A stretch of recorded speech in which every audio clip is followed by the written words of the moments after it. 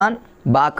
ఈ బాక్ అనేటటువంటి భాషా శాస్త్రవేత్త ఇక్కడ అనంతమైన వాక్యాల సముదాయమే అంటే మనం ఇక్కడ కీవర్డ్గా అనంతము అనేటటువంటి దాన్ని తీసుకుంటే బాక్ అంటేనేమో బాకీ అని గుర్తుపెట్టుకోమన్నా. బాకీ అంటే ఎవరైతే బాకీ చేస్తారో బాకీ చేసినటువంటి వ్యక్తి మన కంటికి కూడా కనిపించారు ఫ్రెండ్స్. అనంత దూరంలో ఉంటారు, లేకపోతే అనంతపురం పోతారు, మీ ఇష్టం ఎలాగైనా దాన్ని మీరు లింక్ చేసి గుర్తుపెట్టుకోవచ్చు ఫ్రెండ్స్. దాని గురించి ఇంతకుముందు వీడియోలో ఉంది. నెక్స్ట్ ఇక్కడ సాప్సిర్ అనేటటువంటి వ్యక్తి మీద గతంలో టెట్లో చాలాసార్లు అడిగాడు ఫ్రెండ్స్. ఎందుకంటే డిఎడ్ సెకండ్ ఇయర్లో క్లియర్గా ఉంది, బిఎడ్ బుక్లో కూడా ఉంది. ఏపీ తెలంగాణ రెండు పుస్తకాలు సేమ్ ఉంది సాప్సిర్. దీన్ని ఎలా గుర్తుపెట్టుకోవాలి? దీనికి సంబంధించి కీవర్డ్ ఏంటంటే అంటే లాజికల్గా మనం గుర్తుపెట్టుకోవాల్సిన వర్డ్స్ ఏంటంటే భావాలను, ఆవేశాలను, కోరికలను అనేటటువంటి.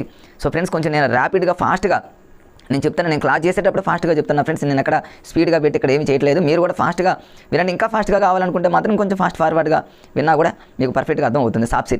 సాప్సిర్ని నేను ఎలా గుర్తుపెట్టుకున్నాను? నేను గతంలో చదువుకున్నప్పుడు ఇక్కడ చూడండి, ఇక్కడ నేను ఫస్ట్ లెటర్ని లాస్ట్ లెటర్ని ఇలా రాసుకున్నా. ఫస్ట్ లెటర్ని లాస్ట్ లెటర్ని రాస్తే ఏమవుతుందంటే సార్ అవుతుంది. భవిష్యత్తులో మీరు ఇక టీచర్స్ కాబోతున్నారు. మీరు టీచర్ అయిన తర్వాత మీకున్నటువంటి భావాలు ఏవైతే ఉన్నాయో, మీకు ఏదైతే ఆవేశం ఉంటుందో, మీకు ఏదైతే డిజైర్ అంటే కోరికలు ఉంటాయో, వాటిని సార్ అంటే టీచర్ అంటే మీరు వాటిని కంట్రోల్లో పెట్టుకోవాలన్నట్టు గుర్తుపెట్టుకోండి అంతే ఫ్రెండ్స్. రేపు ఒకవేళ భావాలను, ఆవేశాలను, కోరికలను అనే పదాలు ఇస్తే మాత్రం మీరు వెంటనే సార్ అనే పదం గుర్తుపెట్టుకోండి. లేదా ఇంకో విధంగా ఎవరైతే భావాలను, ఆవేశాలను, కోరికలను సాఫీగా అని గుర్తుపెట్టుకోండి. సాఫీగా అంటూ ఉంటారు కదా, మన లైఫ్ చాలా సాఫీగా వెళ్ళాలంటే వీటన్నింటిని కంట్రోల్ పెట్టుకుంటే సాఫీగా మన లైఫ్ గడుస్తుందను. మీ ఇష్టం. ఇంకా ఏమైనా మీ మైండ్ సెట్లో ఇంకేమైనా డిఫరెంట్ లాజిక్స్ ఉన్నా కూడా గుర్తుపెట్టుకోండి ఫ్రెండ్స్. బై హార్డ్ మాత్రం చేయకండి. ఇక హాకెట్ అంటే హాకెట్ గురించి రాకెట్ లాగా సంక్లిష్ట వ్యవస్థ అని ఇవన్నీ మీకు ఇంతకుముందు చెప్పాను. పర్సనల్గా కూడా ఇంకొక చిన్న వీడియో కూడా ఉంటుంది, అది కూడా ఆల్రెడీ నేను డిస్క్రిప్షన్లో పెట్టాను. తర్వాత ఇక జనరల్గా మన తెలుగు భాషని ఎవరెవరు ఎలా యూజ్ చేసుకుంటారు ఇంతకుముందు వీడియోలో కూడా చెప్పాను. జనసామాన్యం, మరి అదేవిధంగా తెలుగు టీచర్స్, భాషోపాధ్యాయులు తెలుగుని ఏ విధంగా యూజ్ చేస్తున్నారు, నిఘంటుకారులు, వ్యాకరణకారులు, ఇవి జనరల్గా మీరు చదువుకోండి ఫ్రెండ్స్. గతంలో ఒకసారి అడిగాడు కాబట్టి మీకు కొంచెం హైలైట్ చేయడం జరిగింది. మత ప్రచారకులు వాళ్ళు కూడా తెలుగుని ఎలా యూజ్ చేసుకుంటున్నారు, ఉపయోగిస్తున్నారు అనే దాని మీద ఈ కొన్ని కొటేషన్స్ అనమాట. చరిత్రకారులని, భాషా శాస్త్రజ్ఞులని ఇవన్నీ జనరల్గా చదువుకోండి ఫ్రెండ్స్. జనరల్గా చదువుకున్న వాటి మీద నేను ఎక్కువ ఫోకస్ చేయను. కన్ఫ్యూజ్గా ఉండాలి. మనకి ఏంటంటే బాగా కన్ఫ్యూజ్గా ఉండాలి. ఎగ్జామినర్ కూడా అక్కడే ఫోకస్ చేస్తారు. ఈజీగా ఉన్న చోట ఎట్టి పరిస్థితుల్లో వచ్చే అవకాశాలు లేవు. సో కంటిన్యూషన్లో చూసినట్లయితే ఫ్రెండ్స్ చూద్దాం. ఇక్కడ భాష ఆవశ్యకత ఇక్కడ ఏముండదు. భాష దానికి నేచర్, నిర్మాణం ఈ జనరల్గా చదువుకుంటే సరిపోతుంది ఫ్రెండ్స్. ఇక్కడ యాదృచ్ఛికత ఇవన్నీ కూడా సామాజికత ఇవన్నీ ఏముండవు ఫ్రెండ్స్. దీని మీద ఏం బిట్స్ రాలేదు గతంలో. ఒకవేళ టెట్లో కానివ్వండి, డిఎస్సీలో కానివ్వండి బిట్స్ వస్తే మాత్రం ఖచ్చితంగా నేను కొంచెం హైలైట్ చేయడం జరుగుతుంది. ఇక్కడ ఉన్నాయి చూడండి. ఇది దీని మీద గతంలో బిట్ అడిగాడు. ఇక్కడ చూడండి, టెట్ అనేటటువంటి ఒక పదాన్ని నోట్ చేసుకున్నా. ఇవన్నీ ఏంటంటే ఫ్రెండ్స్ ప్రీవియస్గా అంటే గతంలో మరి ఏపీ తెలంగాణలో టెట్ డిఎస్సీలో ఎక్కడెక్కడ బిట్స్ ఇచ్చాడు వాటన్నింటిని నేను ఏం చేశానంటే నేను డిఎస్సీ ప్రిపేర్ అయ్యేటప్పుడు వీటన్నింటిని అక్కడ నోట్ చేసుకున్నాను. ఎందుకంటే ఆమె అక్కడ ఉన్నటువంటి ఆ ఏరియాని పర్ఫెక్ట్గా చదవాలనే ఉద్దేశంతో కొంచెం నోట్ చేసుకున్నాను ముందస్తుగానే. ఎందుకంటే పర్ఫెక్ట్గా చదవాలి అనేది మన మైండ్ సెట్లోకి వస్తుంది కాబట్టి. ఇక్కడ చూడండి, ఇక్కడ భాషా శాస్త్రవేత్తను అనుసరించి లిపి అనేది 3 రకాలు. అంటే లిపికి సంబంధించి ఒక బిట్ అడుగుతున్నాడు అనేటటువంటిది ఒక ఆలోచన మనకు వచ్చింది. ఏంటి లిపికి సంబంధించి అంటే పదలిపి ఒకటి, రెండవది అక్షర లిపి. ఈ అక్షర లిపి మీదనే బిట్ రావడం జరిగింది. ధ్వని లిపి. ఇట్లా కొన్ని రకాలు అంటే ఒక 3 రకాల లిపిలకు సంబంధించినటువంటిది. ఇందులో ఎగ్జామ్లో గతంలో అడిగినటువంటి లిపి ఏంటంటే అక్షర లిపి. ఇది బిట్లో అడిగారు. ఏపీనో తెలంగాణలో ఐడియా లేదు ఫ్రెండ్స్. మొత్తానికి అయితే టెట్ ఎగ్జామ్లో అడిగినటువంటి బిట్ ఏంటంటే అక్షర లిపి మీద బిట్ అడిగాడు. సో ఇలాంటి వాటిని కొంచెం మామూలుగా చదువుకోండి ఫ్రెండ్స్, అర్థమవుతాయి. దీంట్లో ఏం కన్ఫ్యూజ్ ఏదైనా ఉంటే నేను ఒక లాజిక్గా ఏదైనా ఒక గుర్తుపెట్టుకోవడానికి ఒక లాజిక్ చెప్తా, కానీ ఇక్కడ ఏమీ లేవు. పదలిపి అంటే పదాలకు సంబంధించి, అక్షర లిపి అంటేనేమో అంటే ఇక్కడ దీన్ని ఎలా అడిగాడంటే భారతదేశానికి చెందినటువంటి లిపులు చాలా వరకు ఏ లిపికి సంబంధించి అని అడిగాడు ఫ్రెండ్స్. అక్షర లిపి చూడండి, ఎందుకంటే అక్కడ క్లియర్గా ఉంది ఇది అడిగాడు బిట్టు. రేపు మళ్ళీ అడగొచ్చాము, ఎందుకంటే అది మన ఇండియాకి సంబంధించి మరి చాలా వరకు ఏ లిపిలో ఉన్నాయంటే పదలిపి, అక్షర లిపినా, ధ్వని లిపినా ఇట్లా అడగొచ్చు. అట్లాంటప్పుడు కన్ఫ్యూజ్ అవుతాం మనం ఒకసారి కనీసం ఒక్కసారి లుక్ వేయాలి. జస్ట్ ఒకసారి లుక్ వేస్తే ఇది ఈజీగా ఉంటుంది. ఇందులో కన్ఫ్యూజ్ ఏముంటుంది ఫ్రెండ్స్. మొత్తానికి ఈ లిపికి సంబంధించి 3 ఉన్నాయి కాబట్టి ఒకసారి చూసుకోండి ఫ్రెండ్స్, ఈజీగానే ఉంటాయి. తర్వాత నేను మళ్ళీ ఇక్కడ టెట్ అని రాశాను, కొంచెం చూడండి ఫ్రెండ్స్ అవన్నీ ఏముండవు. తర్వాత భాష యొక్క ప్రయోజనాలు, భాషా ప్రయోజనాలు కూడా వెరీ ఇంపార్టెంట్ అన్నాను. గతంలో అడిగాడు. జనరల్గా ఉండే కాబట్టి వాటిని నేను ఏమి టచ్ చేయట్లేదు. జంతు భాష, మానవ భాష అది ఏమి ఉండదు ఫ్రెండ్స్, మామూలు చూడండి. తర్వాత ప్రపంచ భాషలో వాటి వర్గీకరణ ఆల్రెడీ ఇంతకుముందు నేను పార్ట్ 1 వీడియోలో ఇది చేశాను. అదేవిధంగా ప్రత్యేకంగా ఒక వీడియో కూడా చేశాను ఫ్రెండ్స్. దీని మీద ఒక అద్భుతంగా కోర్స్ అనమాట. భారతదేశంలో మొత్తం ఈ భాషా వర్గీకరణ అనేది మరి భాషా వర్గీకరణ చేసింది ఎవరు, మొత్తం ఎన్ని రకాల వర్గీకరణలు ఇవన్నీ మరి చెప్పడం జరిగింది. మొత్తం 4 రకాల వర్గీకరణ ఉందని. ఈ భాషా వర్గీకరణ అనేది అంటే ఎక్కువ భాషలు ఉన్నటువంటి ఎక్కడ ఏదంటే ఇండో యూరోపియన్, మన ఇండియన్స్ మన భారతదేశంలో ఎక్కువగా భాషలు ఉన్నాయి కాబట్టి అలా ఒక లాజిక్గా చెప్పడం జరిగింది. సినో టిబెటన్ అంటేనేమో సినో అంటేనేమో 2 లెటర్స్ అని, ద్రావిడ భాషా కుటుంబం ద్రావిడాలు 3 లెటర్స్ ఉంటాయి కాబట్టి అట్లా ఒక లాజిక్గా ఇంతకుముందు వీడియో పెట్టడం జరిగింది ఫ్రెండ్స్. ఆ వీడియోని ఎవరైనా మిత్రులు ఇంకా ఎవరైనా చూడని వాళ్ళు ఉంటే చూడండి. ఇక దీని గురించి నేనేం చెప్పను, ఎందుకంటే ఫ్రెండ్స్ ఇంతకుముందు 2 వీడియోలు ఉన్నాయి కాబట్టి సరిపోతుంది. తర్వాత భాషా కుటుంబాల తర్వాత ఇవన్నీ ద్రావిడ భాషా కుటుంబం అనేది 3 అంటే వరుస క్రమంలో అసెండింగ్ ఆర్డర్లో చూసుకుంటే అది 3వ ప్లేస్లో ఉంటుంది. ఇవన్నీ మీకు చెప్పడం జరిగింది ఫ్రెండ్స్. మరి అదేవిధంగా భాష యొక్క నిర్వచనాలు ఇవన్నీ ఆల్రెడీ చెప్పాక ఫ్రెండ్స్, మళ్ళీ అవసరం లేదు. ఇంకేమన్నా భాషోత్పత్తి వాదాలు friends, this is very important. మీ అందరికీ తెలిసిందే. ఖచ్చితంగా ఇక భాషోత్పత్తి వాదాల మీద బిట్ రాకుండా అయితే ఉండదు, అది నిత్య సత్యం. ఒకవేళ ఇక్కడ మిస్ అయింది అనుకోండి, భాషకు సంబంధించి నిర్వచనాలు ఉన్నాయి కదా ఫ్రెండ్స్, ఎంఎన్ బాక్ అని, తర్వాత రకరకాలైనటువంటి ఇంతకుముందు మీకు చెప్పినటువంటి నిర్వచనాలు కోర్సుతో ఉన్నాయి కదా ఫ్రెండ్స్, ఇది మిస్ అయితే అక్కడనే ఇవ్వాలి. ఒకవేళ అక్కడ నిర్వచనాల్లో బిట్ మిస్ అయిందంటే మాత్రం వాదాల మీద ఖచ్చితంగా బిట్ రావాల్సింది. ఇక్కడ అక్కడ మిస్ అవ్వడం అనేది ఇంతవరకు టెట్ డిఎస్సి మరి పేపర్లలో లేదు కాబట్టి పర్ఫెక్ట్గా చదువుకోండి. మరి భాషోత్పత్తి వాదాలని ఇక్కడ చూడండి ఫ్రెండ్స్, ఇక్కడ బుక్లో కొంచెం ఇక్కడ గజిబిజిగా కొంచెం గందరగోళంగా ఇస్తే నేను ఏం చేశానంటే నేను ఓన్గా ఒక నోట్స్లో ప్రిపేర్ చేసుకున్నా ఫ్రెండ్స్, నేను చదువుకోవడానికి ఈజీగా ఒక కోర్సుగా, దాన్ని మీకు ఇప్పుడు చూపిస్తాను. సో ఇది ఫ్రెండ్స్, ఇది మరి నేను అవనగడ్డ ప్రగతి కోచింగ్ సెంటర్లో మరి నా క్లాస్ నోట్స్ ఫ్రెండ్స్, ఇది దాన్ని నేను ఒక పీడిఎఫ్గా రాయడం జరిగింది. క్లాస్లో చెప్తున్నప్పుడు కొంచెం స్పీడ్గా రాసుకున్నా ఫ్రెండ్స్, కొంచెం రైటింగ్ అనేది అర్థం అయినా కాకపోయినా నేను కొంచెం ఎక్స్ప్లెయిన్ చేస్తాను కాబట్టి అర్థం చేసుకోండి. మరి డిఎస్సి మిత్రులు ఎవరైతే ఉన్నారో ఇవన్నీ కూడా చాలా అద్భుతంగా యూజ్ అవుతాయి. ఆల్రెడీ దీని మీద వీడియో చేశాను గతంలో, అయినా మరొకసారి మీకోసం రివిజన్ లాగా అనమాట. ఎందుకంటే నేను చెప్తా ఉంటే ఒకసారి మీకు ఒక రివిజన్ లాగా ఉండి మీ మైండ్లో ప్రింట్ అవుతుంది అనేటటువంటి ఉద్దేశంతో మరలా దీన్ని ఎక్స్ప్లెయిన్ చేస్తాను. ఈ భాష యొక్క మరి భాషోత్పత్తి వాదాలలో ఫస్ట్ ఇది ఫ్రెండ్స్, ఇక్కడ దైవదత్తవాదం నేను రాసుకున్నా ఫ్రెండ్స్. ఈ దైవదత్తవాదానికి సంబంధించి డిఫరెంట్ నేమ్స్ ఉన్నాయి, మనందరికీ తెలుసుగా ఫ్రెండ్స్. అవి ఏంటంటే ఒకటి భగవద్దత్తవాదం అని, దైవ ప్రసాదవాదం అని, ఇది ఎప్పటి నుంచో వస్తుంది కాబట్టి సాంప్రదాయకవాదం అని, ఇవన్నీ నేను రాసుకున్నా. కావాలంటే పీడిఎఫ్ కింద ఉంచుతా ఫ్రెండ్స్, కావాలంటే మీరు అక్కడ యూజ్ చేయండి. మరి దీని మీద ఎక్కువ శాతం అడిగిన బిట్స్ రెండే ఫ్రెండ్స్. ఈ దైవదత్తవాదాన్ని ఇంట్రడ్యూస్ చేసింది ఎవరు, అంటే దాన్ని తీసుకొచ్చింది ఎవరు, దాని మీద ప్రయోగాలు చేసింది ఎవరు అనేటటువంటి వ్యక్తి ఇంపార్టెంట్. గతంలో చాలాసార్లు అడిగాడు, అది ట్రాంబెట్. దాన్ని ఎలా గుర్తుపెట్టుకోవాలో కూడా ఇక్కడ రాసా ఫ్రెండ్స్, మరొకసారి మీకు చెప్తాను నేను. ట్రాంబెట్ అనేటటువంటిది, ట్రాంబెట్ అనగానే మీకు వెంటనే దైవదత్తవాదం గుర్తు రావాలి. ఇది ఎలా అంటే సహజంగా మీకు వచ్చేసింది, మీ మైండ్ సెట్లోకి వచ్చేసింది. దాన్ని ఎలా గుర్తుపెట్టుకోవాలి, బై హార్ట్గా కాకుండా. దైవదత్తవాదం అనుగుణ ట్రాంబెట్ అంటే తాంబేలు అని గుర్తుపెట్టుకోండి. తాంబేలు అంటారు కదా ఫ్రెండ్స్, తాబేలు పల్లెటూళ్ళలో తాంబేలు అని అంటారు, అట్లా గుర్తుపెట్టుకోండి. సహజంగా చూడండి, ఏదైనా ఒక షాప్ కానివ్వండి, ఎక్కడైనా ఒక బిజినెస్ చేసేవాళ్ళు వాళ్ళ షాపు ముందు ఏం చేస్తారంటే కౌంటర్ మీద చిన్న తాంబేలు పెట్టుకుంటారు. అంటే ఒక దైవంగా భావిస్తూ వాళ్ళ తాంబేలు ఒక పెడతారు. ఎందుకంటే ఒక లక్ష్మీదేవి అనేది వాళ్ళ షాప్లో మంచిదిగా కలకలాడాలనే ఉద్దేశంతో పెడతారు. అలా గుర్తుపెట్టుకోండి మీరు ఫ్రెండ్స్. దైవదత్తవాదమానంలోని తాంబేలు గుర్తుపెట్టుకుంటే ట్రాంబెట్.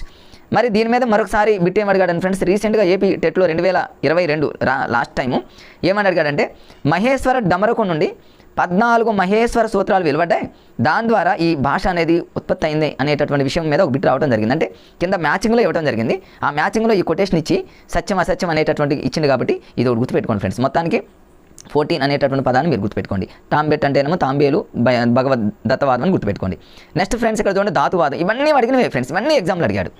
ఈ ధాతువాదాన్ని మీరు ధాతు జన్యువాదము అని కూడా బీఎడ్ బుక్లో ఇచ్చాడు ఫ్రెండ్స్. నేను బీఎడ్ని నీట్గా ఒక చోట రాసుకున్నా, ఎందుకంటే బిట్ అనేది మిస్ కాకూడదు అనేటటువంటి ఉద్దేశంతో. టెక్స్ట్ బుక్లో కన్ఫ్యూజ్గా ఉంటే నేను నోట్బుక్లో రాసుకున్నా. అవనగడ్డ ప్రగతి ఇన్స్టిట్యూట్లో సార్ చెప్పినాను కూడా కొంచెం నీట్గా అప్పటికప్పుడు అనమాట. సార్ చెప్పాక మళ్ళీ ఎర్లీ మార్నింగ్ ఎగ్జామ్ ఉంటుంది కాబట్టి నేను ఓన్గా రాసుకొని ప్రిపేర్ చేసుకుని నోట్స్ ఇది. ఈ ధాతువాదానికి మరో పేరు ఏంటంటే ధాతు జన్యువాదము అని అంటారు. ధాతు అంటే క్రియ అని అర్థం, మన అందరికీ తెలుసు. దీన్ని ఇంట్రడ్యూస్ చేసింది ఎవరు, అది బిట్ అడిగేది. క్రియల మీద ప్రయోగాలు ఇవన్నీ కూడా అది. దీన్ని ఇంట్రడ్యూస్ చేసింది ఎవరంటే మరి యాస్కాచార్యుడు. చాలా ఇంపార్టెంట్ ఫ్రెండ్స్. ఇది రీసెంట్గా 2022 టెట్లో అడిగింది ఇది ఏపీలో. అదేవిధంగా తెలంగాణ టెట్లో కూడా అడిగిండు, తెలంగాణ డిఎస్సీలో కూడా సెషన్లో అడిగిండు. అంటే అంత ఇంపార్టెంట్ ఇది యాస్కాచార్యుడు. మరి దీన్ని ఎట్లా గుర్తుపెట్టుకోవాలి, యాస్కాచార్యుని ఎలా గుర్తుపెట్టుకుంటారంటే చాలా లాజిక్గా ధాతువాదం అంటేనేమో దానం అని గుర్తుపెట్టుకోండి. దానం చేసేవాళ్ళు ఎవరంటే సహజంగా యాస్కాచార్యుడు అంటేనేమో ఆచార్యులు అని గుర్తుపెట్టుకోండి ఫ్రెండ్స్. ఆచార్యులు ఎప్పుడు కూడా దానం చేస్తారన్నట్టు గుర్తుపెట్టుకోండి. కొంచెం ఫాస్ట్గా వెళ్ళిపోతున్నా ఫ్రెండ్స్. తర్వాత బహుభావవాదము. అనగానే మనకి ఏం గుర్తొస్తాయి, కుక్కలు గుర్తొస్తాయి కదా ఫ్రెండ్స్. కుక్కలే కదా బహుభావం అనేది. కుక్కలు కరిసాయి అనుకోండి ఏమవుతుంది, మనల్ని కరిసాయి అనుకోండి కుక్కలు, ఘాట్లు పడతాయని గుర్తుపెట్టుకోండి. ఘాట్ ఫ్రైడ్ అని గుర్తుపెట్టుకోండి. లేదా ఒక ఫ్రైడ్ అంటేనేమో మన చికెన్ ఫ్రైడ్ రైస్ లాగా అట్లా అంటూ ఉంటారు కదా ఫ్రెండ్స్. అట్లా మన తినేసి అనుకోండి, అట్లా గుర్తుపెట్టుకోండి ఫ్రెండ్స్. లేదా ఘాట్లు అని గుర్తుపెట్టుకోండి. ఘాట్ అంటే ఘాట్లు. బహుభావం అంటే కుక్కలు కరవడం వల్ల అలా లింక్ చేసుకుంటే రేపు ఎగ్జామ్లో వాడు ఏమైనా మ్యాచింగ్లో ఇచ్చినప్పుడు వితిన్ సెకండ్లో మనం ఎగ్జామ్లో పెట్టుకోవచ్చు. ఘాట్లు పడ్డాయి అంటే కుక్కలు అని గుర్తుపెట్టుకోండి. ఏదో హాస్యంగా అంతే ఫ్రెండ్స్. ఇక మిగతాదంతా కూడా జనరల్గా ఉన్నటువంటి ఇదంతా కూడా అవసరం లేదు కదా ఫ్రెండ్స్. పక్షవాదులు ఇవన్నీ మనకు అవసరం లేదు. కుక్కలు అంటే నరుపులు కదా. కొంచెం కన్ఫ్యూజ్గా ఉన్నదాన్ని మీకు కొంచెం స్ట్రెచ్ చేస్తున్నా. డింగ్ డాంగ్ వాదము, దీన్ని రకరకాలైనటువంటి పేర్లు ఇక్కడ ప్రకంపన వాదం ఇవన్నీ చూసుకొని సరిపోతుంది ఫ్రెండ్స్. దీన్ని ప్రతిపాదించింది ఎవరంటే మ్యాక్స్ ముల్లర్. దీన్ని ఎట్లా గుర్తుపెట్టుకోవాలి, డింగ్ డాంగ్ అనగానే మనకు ఒక రైమ్ ఒకటి గుర్తొస్తుంది ఇంగ్లీష్లో. డింగ్ డాంగ్ బెల్ పుషిసిందా బెల్ అని మనం ప్రైమరీ సెక్షన్లో రైమ్ చెప్తూ ఉంటాం కదా ఫ్రెండ్స్. ఇదంతా కూడా అంటే డింగ్ డాంగ్ అనగానే బెల్ అనేది సహజంగా ఉంటుంది, పాఠశాలలో స్కూల్లో ఉంటుంది. స్కూల్ అనగానే మీకు ఏం గుర్తు రావాలి, మ్యాథ్స్ అంటే ఏమో మార్క్స్ అని గుర్తుపెట్టుకోండి ఫ్రెండ్స్. మార్క్స్ అనగానే స్కూల్ గుర్తొస్తే, స్కూల్ అనగానే డింగ్ డాంగ్ అనే విషయం గుర్తొస్తే అలా లింక్ చేసుకోండి, ఈజీగా ఉంటుంది. ఇక మిగతాది కొంచెం ఈజీగా ఉంటుంది ఫ్రెండ్స్, జనరల్గా చూసుకోండి. తర్వాత పూపు వాదము. ఈ పూపు వాదానికి మరో పేరు ఏంటంటే టట్టు వాదము అని అంటారు ఫ్రెండ్స్. ఈ టట్టు వాదానికి పూపు వాదాన్ని మీరు ఎలా లింక్ చేసుకుంటారంటే టట్టుని ఎలా అంటారంటే తట్ట అని గుర్తుపెట్టుకోండి. తట్ట అంటే దానికి టట్టు అన్నట్టు గుర్తుపెట్టుకోవచ్చు ఫ్రెండ్స్. ఎందుకంటే కొంచెం ఈజీగా మనం గుర్తుండటానికి అలా ఒక లాజిక్గా తీసుకుంటున్నాం అంతే ఫ్రెండ్స్. టట్టు వాదాన్ని తట్టలాగా తీసుకుంటే తట్టలో సహజంగా ఏముంటాయంటే పువ్వులు ఉంటాయి కదా పల్లెటూళ్ళలో. ఆ పువ్వులకి పక్కనే ఉంటాయి ఫ్రెండ్స్. ఇక్కడ చూడండి పువ్వుకి ఏముంటుందని ఒక కొండి, తేలు కొండిలాగా ఒక కొండి అంటారు కదా ఫ్రెండ్స్ సహజంగా పల్లెటూళ్ళలో. ఏపీ తెలంగాణలో ఈ పదాలు వాడుతూ ఉంటారు జనరల్గా. టట్టు టట్టు అనగానే మనకు తట్టలో పువ్వులు అని గుర్తుపెట్టుకుంటే ఆ రెండు పదాలకు లింక్ అయిపోతుంది. కొండికల్ అంటేనేమో కొండి అంటేనేమో ఒక కొండి అంటేనేమో ముళ్ళుకు ముళ్ళు అన్నట్టు గుర్తుపెట్టుకోండి. పువ్వులకు పక్కన ముళ్ళు కొండులు ఉంటాయి కదా, అట్లా ఏదో ఒక రకంగా మనం గుర్తుపెట్టుకుంటే వెంటనే మన ఎగ్జామ్లో అందరికంటే ఫాస్ట్గా పెట్టవచ్చు, పర్ఫెక్ట్గా పెట్టవచ్చు ఫ్రెండ్స్. ఇక్కడ హెర్బాట్ అవసరం లేదు. ఇక్కడ యోహిహో వాదము చూడండి. మరి మ్యారేజ్ జరుగుతున్నప్పుడు వన్స్ అపాన్ ఏ టైము పల్లకి మీద తీసుకెళ్లేటప్పుడు యోహిహో యోహో అంటూ ఉంటారు కదా ఫ్రెండ్స్. అలా అరిసేటప్పుడు చూడండి సహజంగా అలా అనటం అనేది నోయిర్ అంటే నోయిర్ అనేటటువంటి ఆయన ఇంట్రడ్యూస్ చేశాడు.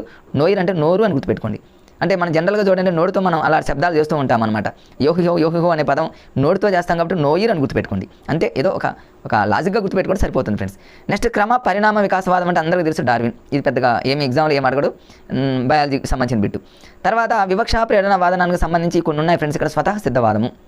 ఈ స్వతః సిద్ధవాదాన్ని ప్రతిపాదించింది ఎవరంటే చామ్స్కీ గుర్తుపెట్టుకోండి. జనరల్గా ఇది అందరికీ తెలిసిందేది. అంటే సార్వత్రిక భాషా వికాస సిద్ధాంతానికి సంబంధించి పితామహుడు ఎవరంటే నోమ్ చామ్స్కీ, మన అందరికీ తెలుసు. అది పెద్ద కష్టమైందేం కాదు. తర్వాత సంపాదనవాదము రీసెంట్గా తెలంగాణలో అడిగాడు, ఏపీ టెట్లో చాలాసార్లు అడిగాడు ఫ్రెండ్స్. దీనికి ఆన్సర్ వచ్చేసి స్కిన్నర్, బిఎఫ్ స్కిన్నర్. సైకాలజీకి సంబంధించి బిఎఫ్ స్కిన్నర్ అనగానే మనకు కార్యక్రమేత అభ్యాసం గుర్తు రావాలి. బిఎఫ్ స్కిన్నర్ దేని మీద ప్రయోగం చేశాడంటే ఎలుక, ర్యాట్. దీన్ని మనం ఎలా గుర్తుపెట్టుకోవాలి చూడండి, గతంలో చాలా వీడియోలో చెప్పడం జరిగింది ఫ్రెండ్స్. స్కిన్నర్లో చివరిలో ఆర్ ఉంది, ఆర్ అంటేనేమో ఆర్ ఫర్ ర్యాట్ అని గుర్తుపెట్టుకుంటే, బిఎఫ్ స్కిన్నర్ దేని మీద ప్రయోగాలు చేశాడంటే ఎలుక మీద ప్రయోగం చేశాడన్నట్టు, ర్యాట్ కాబట్టి గుర్తుపెట్టుకోవచ్చు. కార్యక్రమేత అభ్యాసం అని గుర్తుపెట్టుకోవచ్చు ఫ్రెండ్స్. ఇక్కడ చూడండి దీన్ని ఎలా దీన్ని మనం ఇప్పుడు రెండు విధాలుగా గుర్తుపెట్టుకోవచ్చు ఫ్రెండ్స్. ఇక్కడ మన సైకాలజీ పరంగా ఎలా గుర్తుపెట్టుకోవాలంటే బిఎఫ్ స్కిన్నర్ అంటే కార్యక్రమయుత అభ్యసన సిద్ధాంతాన్ని ప్రతిపాదించింది బిఎఫ్ స్కిన్నర్. ఇది మనకు సైకాలజీలో మనకు తెలిసినటువంటి బిట్. దాన్ని మనం దీంతో లింక్ చేసుకోవచ్చు. కార్యక్రమయుత అభ్యసనము అంటే ఏంటి ఫ్రెండ్స్? కార్యక్రమం అంటే పని, డూ. అంటే కార్యక్రమయుతం అంటే ఒక పని చేసేటప్పుడు మనం ఏదైనా ఏం చేస్తామంటే సంపాదన అంటే సంపాదిస్తామని గుర్తుపెట్టుకుని. అట్లా సంపాదనవాదము అనగానే మీకు ఒక కార్యక్రమం అంటే ఒక పని గుర్తుకొస్తే మీకు వెంటనే బిఎఫ్ స్కిన్నర్ గుర్తొస్తుంది. ఒకవేళ లేదు ఫ్రెండ్స్ అలా కాదనుకోండి, హాస్యంగా ఇంకొక రకంగా గుర్తుపెట్టుకోవచ్చు. బిఎఫ్ స్కిన్నర్ అంటే స్కిన్నర్ అంటే మరి ఇక్కడ స్కిన్ అని గుర్తుపెట్టుకోండి. స్కిన్ అంటే చర్మము. ఇప్పుడు మనం ఏదైనా సరే మన స్కిన్ని మనం ఏం చేస్తామంటే సంపాదించుకుంటాము, మన బాడీ స్కిన్. అట్లయినా హాస్యంగా గుర్తుపెట్టుకోండి. లేదా స్కిన్నర్ అనేది రెలుకల మీద ప్రయోగం కదా ఫ్రెండ్స్, చివరిలో ఆరుంది కాబట్టి. ఈ ర్యాట్ అనేది ఏం చేస్తుంది, ఏదో ఒక రోజు ప్రతిరోజు ఏదో ఒకటి సంపాదిస్తుందని గుర్తుపెట్టుకోండి. రకరకాలు గుర్తుపెట్టుకోవచ్చు ఫ్రెండ్స్. మీ మైండ్ సెట్కి ఎలా అనిపిస్తే అలా గుర్తుపెట్టుకోండి. బట్ బిట్టు మాత్రం మిస్ కాకుండా ఓ లాజిక్గా గుర్తుపెట్టుకోండి. ఈజీగా ఎగ్జామ్లో అడిగాడు ఫ్రెండ్స్. ఇది కన్ఫ్యూజ్ అవుతారని అడిగాడు కాబట్టి మనం ఇలాంటిని కన్ఫ్యూజ్ కాకుండా ఉండడానికి రకరకాలైనటువంటి పద్ధతుల్లో గుర్తుపెట్టుకుంటే చాలా ఈజీ. తర్వాత ఇక టక్ వాదం ఫ్రెండ్స్. ఇది ఈ టక్ వాదాన్ని ఎలా గుర్తుపెట్టుకుంటారంటే దీన్ని ఇంట్రడ్యూస్ చేసింది, దీని మీద ప్రయోగాలు చేసింది ఎవరంటే రిచర్డ్ పాజెట్ అనేది గుర్తుపెట్టుకోండి. పాజెట్ అంటే ఇక్కడ టక్ అంటే ఇక్కడ టంగ్ అని గుర్తుపెట్టుకోండి. టంగ్ క్లీనర్ చూడండి ఫ్రెండ్స్, మనం ఏం చేస్తాం, ఎర్లీ మార్నింగ్ బ్రష్ చేసిన తర్వాత టంగ్ క్లీనర్ వాడతాం. టంగ్ క్లీనర్ని ఎందుకు వాడతాం మనందరికీ ఇప్పుడు మీకు అర్థమైపోతుంది. దీన్ని మీకు చెప్పని అవసరం లేదు ఫ్రెండ్స్, మీకు అర్థమైపోతుంది. అలా హాస్యంగా గుర్తుపెట్టుకోండి. పాజెట్ అంటేనేమో టక్ అంటేనేమో టంగ్ క్లీనర్, టంగ్ అని గుర్తుపెట్టుకోండి. టంగ్ని క్లీన్ చేయడానికి అలా గుర్తుపెట్టుకుంటే పాజెట్ అనేది ఈజీగా గుర్తొస్తుంది ఫ్రెండ్స్. తర్వాత నెక్స్ట్ ఇక సంగీతవాదాన్ని జనరల్గా బిఎడ్ బుక్లో ఉంది, డిఎడ్లో ఏమీ లేదు. సంగీతం అంటే పిల్లలకి చాలా ఇష్టం కాబట్టి జస్ట్ ఫర్ సన్ అన్నట్టు ఏదో గుర్తుపెట్టుకున్నా. ఇక అంతే ఫ్రెండ్స్. ఇక్కడ నయాయీకరణవాదము, వయాయీకరణవాదం, ఈ రెండు వాదాలు కూడా ఉన్నాయి ఫ్రెండ్స్. ఇవి కూడా మ్యాచింగ్లో గతంలో అడిగాడు. నయాయీకరణవాదం అంటేనేమో ఈశ్వరుడు ఏదైనా ప్రతిదీ కూడా ఈశ్వరుడు నుంచి వచ్చింది, ప్రతిదీ కూడా ఈశ్వరుడు నుంచే వచ్చిందని చెప్పేది నయాయీకరణవాదము. వయాయీకరణవాదము అనేది అసలు ఈశ్వరుడితో సంబంధం లేదు, ఇది జనరల్గా వచ్చిందని చెప్పేది వయాయీకరణం. అంటే ఇందులో ఏముండదు ఫ్రెండ్స్, దీన్ని ఇంట్రడ్యూస్ చేసింది ఎవరో లేదు, ఏముండదు ఫ్రెండ్స్. తర్వాత అర్ధ విపరిణామం, ఇక్కడ నేను పీడిఎఫ్లో వచ్చింది ఫ్రెండ్స్. ఇక్కడ దాని గురించి ఒక 1 minute చెప్తా. అర్ధ విపరిణామం అనేది నేను దీని మీద ఒక మంచి వీడియో చేశాను ఫ్రెండ్స్. ఈ అర్ధ విపరిణామం అనగానే తెలుగులో దీని మీద ప్రయోగం చేసింది ఎవరంటే ఆచార్య ఎన్జీ రెడ్డి, మన అందరికీ తెలిసినటువంటి ఆచార్య జిఎన్ రెడ్డి. ఎన్జీ రెడ్డి కాదు, జిఎన్ రెడ్డి ఇక్కడ రాశాను. మన తెలుగు వాడనమాట దీని మీద ప్రయోగాలు చేసినటువంటి మన తెలుగు వ్యక్తి. మరి ఆచార్య జిఎన్ రెడ్డి గారు మరి దీని మీద ప్రయోగాలు చేసిన తర్వాత అసలు జనరల్గా అయితేనేమో మన తెలుగు వ్యక్తి కాకుండా జనరల్గా అయితేనేమో 1897లో మైకల్ బ్రెయిల్ అనేటటువంటి వ్యక్తి మొట్టమొదటిసారిగా ప్రయోగాలు చేశాడు. ఆయన గ్రంథం కూడా రాశాడు, లా సెమాంటిక్ అనేటటువంటి గ్రంథాన్ని కూడా రాశాడు. ఇది మన తెలుగువాడు కాదు ఫ్రెండ్స్, మన తెలుగువాడు వచ్చేసి జిఎన్ రెడ్డి. ఎక్కువగా అడిగేటటువంటి బిట్ ఏంటంటే మన తెలుగు వ్యక్తి జిఎన్ రెడ్డి. మైకల్ బ్రెయిల్ అనేటటువంటి వ్యక్తిని ఒకవేళ దీన్ని ఎప్పుడన్నా అడిగాడు అనుకోండి, మైకల్ బ్రెయిల్ అనేటటువంటి వ్యక్తి రాసిన గ్రంథం ఏంటంటే లా సెమాంటిక్. లా అంటే అందరికీ తెలుసు. లా ఎందుకు చేస్తాం మనం, ఎవరికైనా బెయిల్ ఇప్పించడానికి గుర్తుపెట్టుకోండి. బ్రెయిల్ అంటే బెయిల్.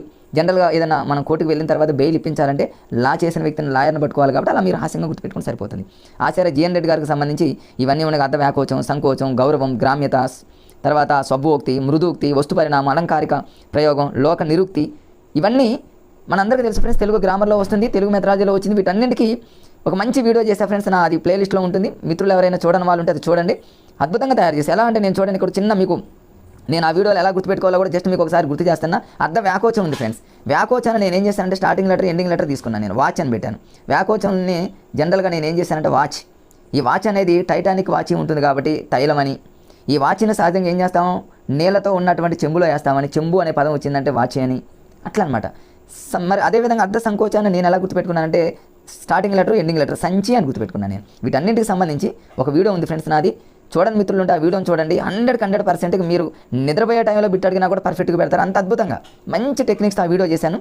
చూడండి మిత్రులు ఉంటే ఆ వీడియోని చూడండి ఫ్రెండ్స్. మరలా ఎందుకు, ఆల్రెడీ వీడియో చేసి ఉంది కాబట్టి ఫ్రెండ్స్ మరలా పెట్టి నేను చెప్పి టైం వేస్ట్ కదా ఫ్రెండ్స్, అందుకని దీన్ని స్కిప్ చేస్తాను. అర్ధ వ్యాకోచం ఇవన్నీ కూడా మీకు నేను ఆల్రెడీ కింద ఇది చూడండి ఫ్రెండ్స్. ఇక్కడ అర్ధ వ్యాకోచం అనగానే ఇవన్నీ ఉన్న చెంబు అని అవధాని అని రాక్షసుడు అంటే అవధాని మంచి ఏం చేస్తాడంటే మంచి వాచి పెట్టుకుని వెళ్ళాడు అన్నట్టు నేను ఏదో పెట్టాను. రాక్షసుడు కూడా మంచి ఓ టైటానిక్ వాచి అంటే అష్టైశ్వర్యాలు బాగా డబ్బున్నట్టు వ్యక్తులు ఆ రోజుల్లో వాచీలు వాడేవాళ్ళు అట్లా అనమాట. నేను రకరకాల భీముడు కూడా మంచి రకరకాలైనటువంటి మంచి టెక్నిక్స్తో వీడియో పెట్టాను ఫ్రెండ్స్.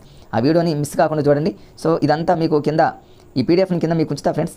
స్క్రీన్ షాట్ ఏం అవసరం లేదు, కింద మీకు డిస్క్రిప్షన్లో వెంటనే నేను ఈ వీడియో అప్లోడ్ చేసిన వెంటనే డిస్క్రిప్షన్లో ఉంచుతాను. దాన్ని మీరు చక్కగా డౌన్లోడ్ చేసుకుని అవకాశం ఉన్న వాళ్ళు యూజ్ చేసుకోండి ఫ్రెండ్స్. Next continue. ఇప్పుడు ఫ్రెండ్స్ అదంతా కూడా నేను నా ఓన్గా రాసుకున్నటువంటి నోట్స్. ఇక అకాడమీ బుక్ని కంటిన్యూ చేద్దాం ఫ్రెండ్స్. ఇక్కడ చూడండి ఇదంతా జనరల్ మ్యాటర్, కొంచెం నేను ఫాస్ట్గా ఫార్వర్డ్ చేస్తాను, ఇందులో ఏముండదు ఫ్రెండ్స్. చూడండి తర్వాత ఈ తెలుగు వర్ణాలు ఇవన్నీ కూడా జనరల్ చదువుకుంటే సరిపోతుంది ఫ్రెండ్స్. తెలుగు యొక్క వర్ణం, ఈ వర్ణాలు అచ్చులు హల్లులని ఉభయాక్షరాలని ఇవన్నీ జనరల్గా చదువుకోండి ఫ్రెండ్స్. నేను కింద డిస్క్రిప్షన్లో ఈ వీడియోని మొత్తాన్ని ఈ పీడిఎఫ్ మొత్తాన్ని కూడా వెంటనే అప్లోడ్ చేస్తే మీరు చూడండి, ఇందులో ఏముండదు లేండి ఫ్రెండ్స్. జనరల్గా చదువుకుంటూ వస్తే కన్ఫ్యూజ్గా ఉన్నదాన్ని ఇక్కడ ఒకసారి బిట్ అడిగాడు ఫ్రెండ్స్. చూడండి ఇది టెట్లో అడిగినటువంటి బిట్టు, ఇది కూడా చాలా ఇంపార్టెంట్. దీన్ని ఒకసారి మనం చూద్దాం. ఇక్కడ దీనికి సంబంధించి ఇంపార్టెంట్ గతంలో ఏమని అడిగాడు ఫ్రెండ్స్. ఇక్కడ చూడండి బహుజనపల్లి సీతారామాచార్యులు విషయ బోధకంబు వాక్యంబు అన్నాడు. ప్రధానంగా వాక్యంలో ఉద్దేశం అదేవిధంగా విధేయం అనేటటువంటి 2 అంశాలు ఉంటాయని ఇచ్చాడు, మ్యాచింగ్లో ఇచ్చాడు. అంటే ఇక్కడ ఉద్దేశం విధేయం అనేటటువంటి 2 పదాలు అనేది మీరు గుర్తుపెట్టుకోండి ఫ్రెండ్స్. ఏదైనా ఒక వాక్యంలో ఉద్దేశం ఉంటుంది అంటే సబ్జెక్ట్ ఉంటుంది, అదేవిధంగా విధేయం ఉంటుంది. ఈ వాక్యాలన్నింటినీ ఎక్స్ప్లెయిన్ చేసి దీని గురించి మరి మాట్లాడింది ఎవరంటే బహుజనపల్లి సీతారామాచార్యులు. అదొక విషయాన్ని గుర్తుపెట్టుకోండి ఫ్రెండ్స్, అంతేగా. తర్వాత ఇక్కడ ఏముండదు ఫ్రెండ్స్. ఇక్కడ చూద్దాం. ఇక ధ్వని పరిణామం ఆల్రెడీ ఇంతకుముందు చెప్పాగా ఫ్రెండ్స్. ధ్వని పరిణామం ఇక్కడ వర్ణాలకు సంబంధించి రంగులకు సంబంధించి అన్ని జనరల్గా చదువుకుంటే అర్ధ విపరిణామం. ఇక జిఎన్ రెడ్డి గారు అకాడమీ బుక్లో క్లియర్గా ఇచ్చాడు ఫ్రెండ్స్. మన తెలుగు వ్యక్తి జిఎన్ రెడ్డి గారు మరి ఈ అర్ధ విపరిణామం మీద ప్రయోగాలు చేసినటువంటి మన తెలుగు వ్యక్తి దాన్ని క్లియర్గా ఇచ్చాడు కాబట్టి దాన్ని చదవండి. ఇక అర్ధ వ్యాకోచం నేను ఇక్కడ చూడండి ఆ రోజుల్లోనే చదువుకున్నా, డిఎస్సి ప్రిపేర్ అయ్యాడు ఆ రోజుల్లో నేను అకాడమీ బుక్ని ఫాలో అవుతూ అర్ధ వ్యాకోచం ఉంది కదా ఫ్రెండ్స్. ఇక్కడ చూడండి వ్యాకోచం అంటేనేమో మరి స్టార్టింగ్ లెటర్ ఎండింగ్ లెటర్ నేను మంచిగా తీసుకున్నా. అంటే వ్యాకోచం అంటే వాచి అని అర్థం. వాచిని మరి చెంబులో వేసినా ఏమీ కాదు, వాటర్లో చెంబులో, ఎందుకంటే టైటాన్ వాచ్ అది. తైలం అంటేనేమో తైలం అంటే అది నూనె కావచ్చు ఇంకేదైనా కావచ్చు, దాంట్లో వాచ్ వేసినా కూడా ఏమీ అవ్వదు, టైటానిక్ వాచ్. అట్లా లింక్ చేసుకున్నాను నేను. సంకోచం అంటేనేమో సంచి అని గుర్తుపెట్టుకున్నాను. సంచి స్టార్టింగ్ ఎండింగ్ లెటర్. సంచిలో సహజంగా ఏం చేస్తాం, మనం ఏదైనా కొన్నాం అనుకుంటే ఇక్కడ ఫ్యాన్సీ మన శారీ ఏదైనా కొన్న లేడీస్ ఏం చేస్తారు, శారీ కొంటే దాన్ని సంచిలో పెట్టుకుంటారని గుర్తుపెట్టుకోండి. శ్రాద్ధం అంటేనేమో ఏదైనా ఒక కర్మ జరిగేటటువంటి సమయంలో ఆ పూజారు ఎవరైతే ఉన్నారో దానికి సంబంధించిన ఐటమ్స్ మనం చేసే టైంలో శ్రాద్ధం అంటే ఆ సమయంలో ఐటమ్స్ అన్నింటిని కూడా సంచిలో వేసుకుంటారని గుర్తుపెట్టుకోండి. వ్యవసాయదారులు నిత్యం వాళ్ళు ఏం చేస్తారంటే సంచులనే యూజ్ చేస్తారు, వ్యవసాయం చేసేటటువంటి రైతులు అన్నట్టు గుర్తు చాలా ఉన్నాయి ఫ్రెండ్స్. ఇంకా ఈ 3 పదాలే కాదు, అకాడమీ బుక్లో 3 ఇచ్చాడు కానీ మిగతావి గ్రామర్ లెవెల్లో వస్తాయి కాబట్టి అవన్నీ నేను వీడియోలో చేయడం జరిగింది. దాన్ని వెంటనే నేను డిస్క్రిప్షన్లో ఉంచుతాను ఫ్రెండ్స్, ఎందుకంటే ప్లేలిస్ట్లో యాడ్ ఉంది, దాన్ని తీసుకొచ్చి మీకు ఇక్కడ ఉంచుతాను, దాన్ని కూడా చూడడానికి ప్రయత్నం చేయండి ఫ్రెండ్స్. నెక్స్ట్ అర్ధ సౌమ్యత, సౌమ్యంగా మాట్లాడేటటువంటి పదాలని, గ్రామంలో ఎలా మాట్లాడుతూ ఉంటారు, కంపు, ఇలాంటి పదాలు ఇవన్నీ జనరల్గా ఉన్నాయి ఫ్రెండ్స్. జనరల్గా చదువుకోవచ్చు కానీ అర్ధ వ్యాకోచం అర్ధ సంకోచం ఈ రెండింటిని చదువుకుంటే కన్ఫ్యూజ్ పోతుంది. ఇక తర్వాత ఇక్కడ ఇన్ని జనరల్గా ఉంటాయి కాబట్టి ఫ్రెండ్స్ అదంతా కొంచెం ఫార్వర్డ్ చేస్తున్నది ఏం అవసరం లేదు. ఇక భాష యొక్క సమాజం, దీని మీద కూడా గతంలో బిట్ అడిగాడు, చూద్దాం అది ఎక్కడ అడిగాడు. ఇక రాజ్యాంగం, ఈ రాజ్యాంగానికి సంబంధించి ఒక వీడియో నేను చేయడం జరిగింది ఫ్రెండ్స్. ఎందుకంటే పిఐఈ పర్స్పెక్టివ్ ఇన్ ఎడ్యుకేషన్లో విద్యా దృక్పథాలు అనేటటువంటి టాపిక్ మనందరికీ ఉంది కదా ఫ్రెండ్స్, డిఎస్సీలో వస్తుంది కదా. ఆ టాపిక్ను దృష్టిలో పెట్టుకొని భారత రాజ్యాంగానికి సంబంధించినటువంటి ఆర్టికల్స్, ఈ నిబంధనలు మొత్తం మీద ఒక అద్భుతంగా ఒక వీడియో చేశాను, దాన్ని కూడా చూడండి ఫ్రెండ్స్. అది కూడా చాలా ఇవన్నీ ఆర్టికల్స్ ఇవన్నీ 29 ఇవన్నీ మీకు అక్కడ నేను చూపించాను. ఇక్కడ ఒక 3 అక్కడ లేవు ఫ్రెండ్స్. ఈ 3 ఒకసారి చూడండి, ఈ 3 ఇంపార్టెంట్. ఒకటి ఏంటంటే ఇక్కడ 346 ఒకటి ఉంది గుర్తుపెట్టుకోండి ఫ్రెండ్స్, 347, 348 ఈ 3 మీద అడగడానికి ఎక్కువ అవకాశం ఉంది. 346 ఏం చెప్తుంది, అధికరణ 346 ఏం చెప్తుందంటే హిందీ అమలు గురించి తెలుపుతుంది అనమాట. జాతీయ భాష హిందీ అమలు గురించి తెలియజేసేది 346. ఎట్లా గుర్తుపెట్టుకోవాలి నేను చెప్తా.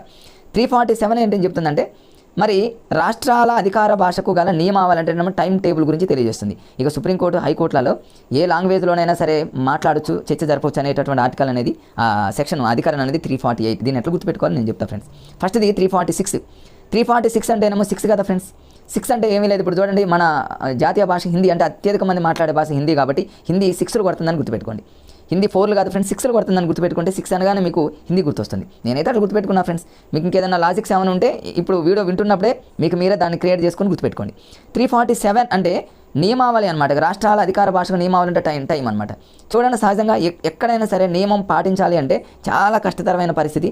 అక్కడ 7 అంటేనేమో అక్కడ 7 అని గుర్తుపెట్టుకోండి. అంటే నియమావళి అనేది చాలా పర్ఫెక్ట్గా ఉంటుంది. రేపు మీకు జాబ్ వచ్చిన తర్వాత టైంకి వెళ్ళాలి. టైంకి వెళ్ళాలంటే చాలా మరి పర్ఫెక్ట్గా మనం అది ఉంటుంది ఫ్రెండ్స్. స్టార్టింగ్ నుంచే మీరు అలవాటు చేసుకుంటే అదొక్కటి పర్ఫెక్ట్గా ఉండాలి కాబట్టి చాలా ఏడుపే అన్నట్టు ఏదో హాస్యంగా గుర్తుపెట్టుకోండి అంతే ఫ్రెండ్స్, ఏమీ లేదు. తర్వాత నెక్స్ట్ హైకోర్టు సుప్రీంకోర్టులలో ఏ లాంగ్వేజ్లో మాట్లాడచ్చు అనేది మరి 348 8 అనగానే మీరు ఎలా హైకోర్టు అనగానే హెచ్ కదా ఫ్రెండ్స్, హెచ్ని ఇలా రాసామనుకోండి జనరల్గా చూడండి 8 అయిపోయింది కదా, అట్లా 348 అట్లా లాజిక్గా గుర్తుపెట్టుకోవచ్చు. తర్వాత ఆదేశక సూత్రాలు అనగానే మనకు 4వ అధ్యాయం, నేను ఎప్పుడో చిన్నప్పుడు నేర్చుకున్నా ఫ్రెండ్స్. ఇది మా మాస్టర్ ఇప్పుడు స్కూల్ లెవెల్లో చెప్పిన, ఇప్పటికీ నేను మర్చిపోలేదు. ఆదేశక సూత్రాలను నాకు 4 గుర్తొస్తుంది. ఎట్లా అంటే ఆదేశక సూత్రాలలో ఫస్ట్ లెటర్ ఏనే కదా, ఇట్లా రాసామనుకోండి ఆదేశకులు ఏ అంట. ఏ అనేది ఎలా ఉంది చూడండి ఫ్రెండ్స్, 4 లాగానే ఉంది కదా. దీన్ని మనం లైఫ్లో మర్చిపోతాం. ఏంటి ఆదేశక సూత్రాలు అంటేనేమో ఏతో రాస్తాం, ఏ డి ఏదో హాస్యం అట్లా. ఏ అంటేనేమో 4 కదా, అంతే. ఆదేశ సూత్రాలు అనుగుణంగా నాకు వెంటనే గుర్తొచ్చేది 4వ అధ్యాయం అనేది గుర్తొస్తుంది. అది గుర్తొచ్చింది కాబట్టి మీరు గుర్తుపెట్టుకోవడానికి ట్రై చేయండి ఫ్రెండ్స్. నెక్స్ట్ చూద్దాం. ఇవన్నీ మీకు వీడియో చేశాను, ఒక రాజ్యాంగానికి సంబంధించినటువంటి ఆర్టికల్స్. అది చూడడానికి ప్రయత్నం చేయండి, నాది ఉంది ఫ్రెండ్స్, ప్లేలిస్ట్లో ఉంది, ఒకసారి సెర్చ్ చేయండి. ఇంకా భాషా రూపాలు, దీని మీద బిట్టు రాకుండా ఇంతవరకు టెట్ ఎగ్జామ్ లేదు ఫ్రెండ్స్. గ్రాంథిక భాష, వ్యవహారిక భాష ఇవన్నీ ఉన్నాయి. మరి ప్రాంతీయ భాష, గ్రాంథిక భాష అంటే మనందరికీ తెలుసుగా ఫ్రెండ్స్, కొంచెం ఫాస్ట్గా వెళ్తున్నాను నేను. గ్రాంథిక భాషకు మరో పేరు ఏంటంటే రకరకాలైనటువంటి పేర్లు. ఒకటి కావ్య భాష అంటారు, పండిత భాష అంటారు, సాహిత్య భాష అంటారు. అంటే ఇదంతా కూడా గ్రంథాలలో ఉన్నటువంటి రామాయణం, మహాభారతం ఇవన్నీ గ్రంథాలలో ఉన్నటువంటి భాష ఏదైతే ఉంటుందో అది గ్రాంథిక భాష అని గుర్తుపెట్టుకోండి. ఇక మీరు చదువుకోవచ్చు, నన్నయ్య రాసినటువంటి ఏదైనా సరే మీరు తీసుకోండి. కానీ ఒకసారి టెట్లో ఏం అడిగాడంటే ఫ్రెండ్స్, గ్రాంథిక భాష మీద ప్రయోగాలు చేసింది, గ్రాంథిక భాష గురించి ముఖ్యంగా పేర్కొన్న వ్యక్తి ఎవరంటే బ్లూమ్ఫీల్డ్. చాలామంది గ్రాంథిక భాష అంటే గ్రాంథిక ఇవన్నీ వ్యవహారిక భాష గ్రంథాలలో ఉంటుంది, ఇవన్నీ జనరల్గా ఇట్లా చదువుతాం మనం, కావ్య భాష ఇవన్నీ చదువుతాం. కానీ బ్లూమ్ఫీల్డ్ అనేది అకాడమీ బుక్లో క్లియర్గా ఉంది. దీన్ని ఎట్లా గుర్తుపెట్టుకోవాలి, మరి ఈజీగా గుర్తుపెట్టుకోవచ్చు ఫ్రెండ్స్. నేను ఎట్లా గుర్తుపెట్టుకున్నానంటే బ్లూమ్ఫీల్డ్ అని అందులోనే ఉంది చూడండి ఫ్రెండ్స్, ఎంత ఈజీ. జనరల్గా చాలామంది ఫ్రెండ్స్ దీన్ని రకరకాలుగా గుర్తుపెట్టుకుంటారు. నేను ఎలా గుర్తుపెట్టుకున్నాను అంటే గ్రాంథిక భాషలో గ్రాలో రావతి తీసేస్తే గాంధీ అని గుర్తుపెట్టుకున్నాను ఫ్రెండ్స్. గాంధీ ఏది చేయాలన్నా కూడా ఫీల్డ్కి వెళ్తాడని గుర్తుపెట్టుకున్నాను నేను. బ్లూమ్ఫీల్డ్ అంటే ఫీల్డ్ అంటే బయట ఎక్కువగా తిరుగుతూ ఉంటాడు కాబట్టి, జనాలలో కలుస్తూ తిరుగుతూ ఉంటాడు కాబట్టి ఫీల్డ్కి వెళ్ళేది గాంధీ అని గుర్తుపెట్టుకున్నా. లేదా ఇంకొక రకంగా ఎలా గ్రాంథిక భాషలో 0 అనే పదం మధ్యలో ఉంది, గ్రాంధీ అంటే ఇట్లా పలుకుతుంది కాబట్టి బ్లూమ్ఫీల్డ్లో కూడా 0. ఇక వ్యవహారిక భాష ఇక వేరే చోట అలా రాదు. లేదా ఇంకొంతమంది ఎలా గుర్తుపెట్టుకుంటారు ఫ్రెండ్స్, గ్రాంథిక భాషను బ్లూమ్ఫీల్డ్గా ఎలా గుర్తుపెట్టుకుంటారు. ఇవన్నీ గ్రంథాలలో ఉంటాయి కదా ఫ్రెండ్స్, రామాయణం, మహాభారతం అన్నీ కూడా. అలాంటి పుస్తకాలన్నింటిని మనం ఒకసారి చదివితే మనం ఏదో ఫీల్కి గురవుతాం అన్నట్టు గుర్తుపెట్టుకోవచ్చు ఫ్రెండ్స్. మీ ఇష్టం, రకరకాలుగా గుర్తుపెట్టుకోవచ్చు ఫ్రెండ్స్. ఆ బిట్టును మీకు చూపించా కాబట్టి మీరు గుర్తుపెట్టుకోవడానికి మీరు ప్రయత్నం చేయండి. నెక్స్ట్ కంటిన్యూషన్లో చూద్దాం. బిట్టు అడిగేటటువంటి ఏరియాని మీకు కొంచెం ఫోకస్ చేస్తాను ఫ్రెండ్స్, ఎందుకంటే బిట్ అనేది పోకూడదు నా బాధ అంతే. ఇక వ్యవహారిక భాష అంటే మనందరూ తెలుసు కదా, నిత్యం మనం మాట్లాడేటటువంటి భాష వ్యవహారిక భాష. దీని మీద ఏముండదు. వ్యవహారిక భాషకు సంబంధించి ఒక వ్యక్తి ఉన్నాడు, ఆయనే గిడుగు రామూర్తి. అడుగుతాడు రేపు వ్యవహారిక టెట్లో అడిగినటువంటి బిట్టు నేను రాశా. ముఖ్యంగా ఏపీలో టెట్లో అడిగినటువంటి బిట్టు వ్యవహారిక భాష. గ్రాంథిక భాష అనగానే బ్లూమ్ఫీల్డ్, గ్రాంథిక అంటే గాంధీ గారు ఫీల్డ్కి వెళ్తారు, గుర్తుపెట్టుకోండి అంతే. వ్యవహారిక భాష అంటే వ్యవహారిక అంటేనే మనం రోజువారీగా మాట్లాడుతూ ఉంటాం కదా. గిడుగు రామూర్తి నేను గొడుగు రామూర్తి అన్నట్టు గుర్తుపెట్టుకున్నా ఫ్రెండ్స్. గొడుగు మన సహజంగా చూడండి, గొడుగు మనం ఎక్కడికైనా వెళ్ళేటప్పుడు, మనం ఏదైనా వ్యవహరించేటప్పుడు కానివ్వండి, ఏదైనా మనం బయటకు వెళ్ళేటప్పుడు కానీ మన రోజువారీ మన వ్యవహారిక కార్యక్రమాలలో ఎక్కువగా గొడుగుని యూజ్ చేస్తాం కాబట్టి గిడుగు రామూర్తిని అట్లా గుర్తుపెట్టుకున్నా ఫ్రెండ్స్. మీరు కూడా అలా లాజిక్గా గుర్తుపెట్టుకోండి, నేను రాసుకున్న మర్చిపోతానేమోనని. తర్వాత నెక్స్ట్ ఉంది ఫ్రెండ్స్, ఇక్కడ గిడుగు రామూర్తి క్లియర్గా ఉంది కాబట్టి మీకు అర్థమవుతుంది. తర్వాత ఇంకో బిట్టు, ఇది కూడా టెట్లో అడిగాడు ఫ్రెండ్స్. ఇవన్నీ టెట్లో అడిగిన వాటిని నీట్గా గుర్తుపెట్టాను ఇక్కడ నేను. టెట్ 1901లో మనందరూ తెలుసు, గవర్నర్ జనరల్గా ఉన్నటువంటి అప్పుడు వ్యక్తి 1901లో లార్డ్ కర్జన్ అనేటటువంటి వ్యక్తి ఈ దేశంలో ఉన్న భాషలను ఏం చేశాడంటే నేటివ్ లాంగ్వేజ్ అంటే దేశంలో ఉన్నటువంటి భాషలన్నింటినీ కూడా డెవలప్ చేశాడనమాట. ఎవరు? లార్డ్ కర్జన్ అంటే మీరు ఎలా గుర్తుపెట్టుకుంటారంటే, కర్జన్ అంటే కర్ర అనేటటువంటి పని, కర్ర తీసుకొని బాగా అభివృద్ధి చేశాడని గుర్తుపెట్టుకోండి. లేదా కర్జన్ అంటే దాన్ని మీరు ఒక కట్ చేసినట్టు మీరు ఎట్లయినా గుర్తుపెట్టుకోండి ఫ్రెండ్స్, రకరకాలుగా గుర్తుపెట్టుకోవచ్చు. ఆ పదాన్ని మీరు భాషల్ని మరి భారతదేశంలో ఉన్నటువంటి ఈ దేశ భాషలన్నింటినీ కూడా డెవలప్ చేసింది ఎవరంటే కర్జన్ అంటే కట్ చేశాడను, లేకపోతే చాలా కఠినంగాను, లేకపోతే ఇంకా రకరకాల కర్రతో రకరకాలుగా మీరు గుర్తుపెట్టుకోవడానికి నేనైతే చాలా రకాలుగా గుర్తుపెట్టుకున్నాను ఫ్రెండ్స్. ఒక విధానం అనేది గుర్తు రావట్లేదు కానీ ఎన్ని విధాలుగా దీన్ని గుర్తుపెట్టుకోవచ్చు ఫ్రెండ్స్. అట్లా అదొక ఇంపార్టెంట్ కాబట్టి మీరు గుర్తుపెట్టుకోండి. నెక్స్ట్ ఇక్కడ చూడండి, ఇక్కడ అన్ని బిట్స్ ఉన్నాయి ఫ్రెండ్స్. మనల్ని కన్ఫ్యూజ్ చేయడానికి చూస్తాడు. ఇదంతా చదివి కన్ఫ్యూజ్ అవుతామని ఇక్కడ ఎగ్జామినర్ కూర్చొని మనకు బిట్టిస్తాడు. కందుకూరి వీరేశలింగం గారు ఉన్నారు. కందుకూరి వీరేశలింగం గారిని ఎలా మీరు ఇదంతా చదివారు ఫ్రెండ్స్, మీరు కన్ఫ్యూజ్ కాకుండా ఉండడానికి ఒక చిన్న లాజిక్స్ అంతే. కందుకూరి వీరేశలింగం గారిని చూడండి, వీరేశలింగంలో వి ఉంది కదా, వి అనగానే మీకు వెంటనే ఏం గుర్తు రావాలంటే వాతోనే స్టార్ట్ అవుతుంది చూడు, వర్తమానం వ్యవహారిక అంతే. రేపు ఎగ్జామ్లో వర్తమానము వ్యవహారిక వాతో లెటర్ స్టార్ట్ అయిందంటే వాతో ఉన్నటువంటి వ్యక్తి ఏకైక వ్యక్తి వీరేశలింగం పంతులు గారు, ఈజీగా మీరు పెట్టేసేయండి ఫ్రెండ్స్ అంతే. చిలుకూరి నారాయణరావు, చిలుకూరి బాలాజీ టెంపుల్ హైదరాబాద్లో ఎంత ఫేమస్. చిలుకూరి నారాయణరావు గారు ఏం చేసిందంటే అభినవాంధ్ర కవి పండిత సభను మరి ఏర్పాటు చేసి దాని గురించి చాలా మరి ఎక్కువగా చేయడం జరిగిందనమాట. మీకు రేపు అభినవాంధ్ర కవి పండిత సభ అనగానే మీకు వెంటనే చిలుకూరి నారాయణరావు అంటే చిలుకూరి బాలాజీ టెంపుల్ రకరకాల మీ ఇష్టం ఫ్రెండ్స్. నేను అలా గుర్తుపెట్టుకున్నాను, పండితులు ఎక్కువగా అక్కడికి వెళ్తూ ఉంటారు అనేటటువంటి లాజిక్గా గుర్తుపెట్టుకున్నాను. మీరు ఇంకేదైనా ఉంటే గుర్తుపెట్టుకోవడానికి ట్రై చేయండి ఫ్రెండ్స్.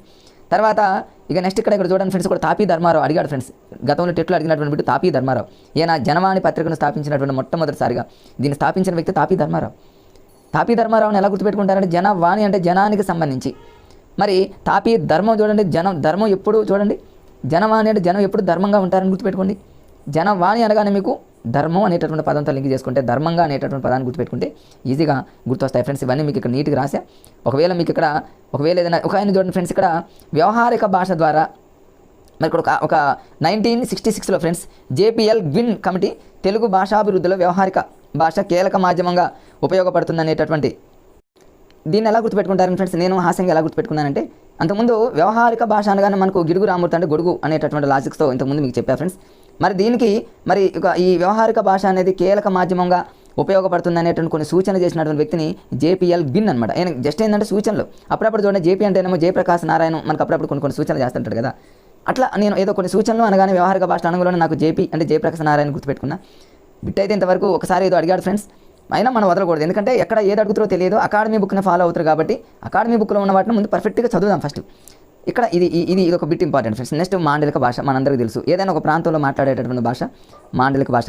ఈ మాండలిక భాష అనగానే బద్రిరాజు కృష్ణమూర్తి గారు మనకి ఇమీడియట్ గుర్తు రావాలి. టెక్స్ట్ బుక్లో క్లియర్గా ఇచ్చాడు ఫ్రెండ్స్, బద్రిరాజు కృష్ణమూర్తి గారు ఈ మాండలిక భాషకు సంబంధించి ఈ భాషా మండలాలు అంటే ఆ ప్రాంతాలలో మాట్లాడేటటువంటి ఆ భాషల్ని ప్రముఖంగా ఏం చేశాడంటే బద్రిరాజు కృష్ణమూర్తి గారు 4 రకాలుగా విడగొట్టడం జరిగిందనమాట. ఒకటి పూర్వ మండలం, మధ్య మండలం, దక్షిణ మండలం, ఉత్తర మండలం అని 4 మండలాలుగా క్లియర్గా మనకు 4 భాగాలుగా విడగొట్టిన వ్యక్తి ఎవరంటే బద్రిరాజు కృష్ణమూర్తి గారు అని గుర్తుపెట్టుకోండి ఫ్రెండ్స్.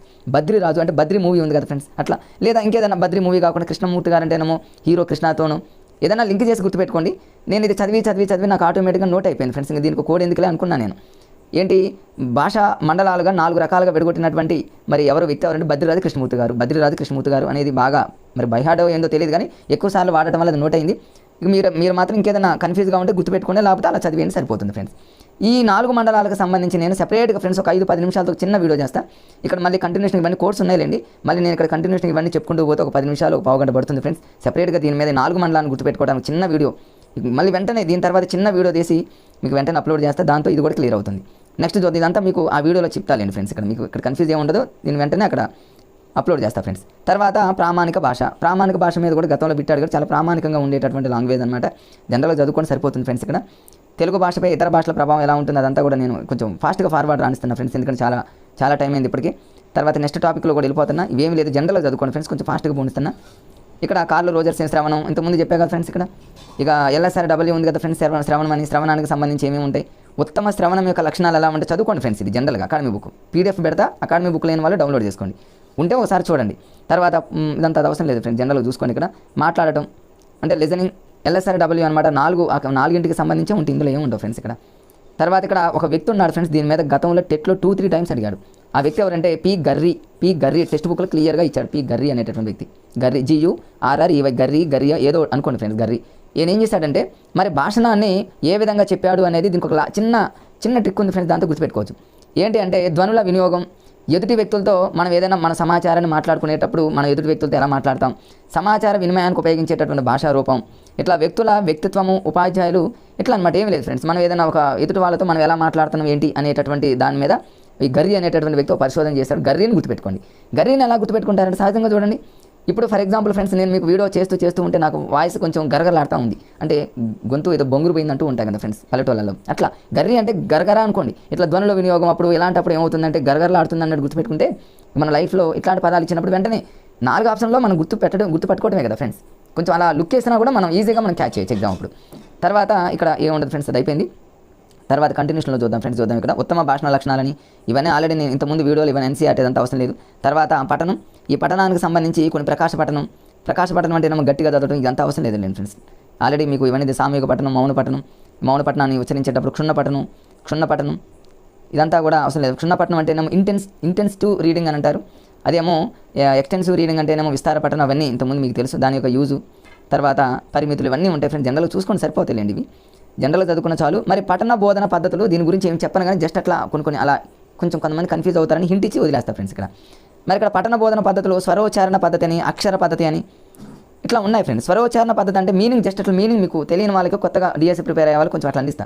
సీనియర్లు ఎవరైతే ఉన్నారో వాళ్ళకి ఇవన్నీ తెలుసులే, కానీ కొత్తగా ఎవరైతే ప్రిపేర్ అవుతూ ఉన్నారో ఫ్రెండ్స్ వాళ్ళకి కొన్ని పదాలకి మీనింగ్ అనేది కొంత చెప్తూ ఉంటే వాళ్ళకి అర్థమవుతుంది. కాబట్టి జస్ట్ అట్లా దాని మీనింగ్ చెప్పుకుంటూ వెళ్ళిపోతా ఫ్రెండ్స్.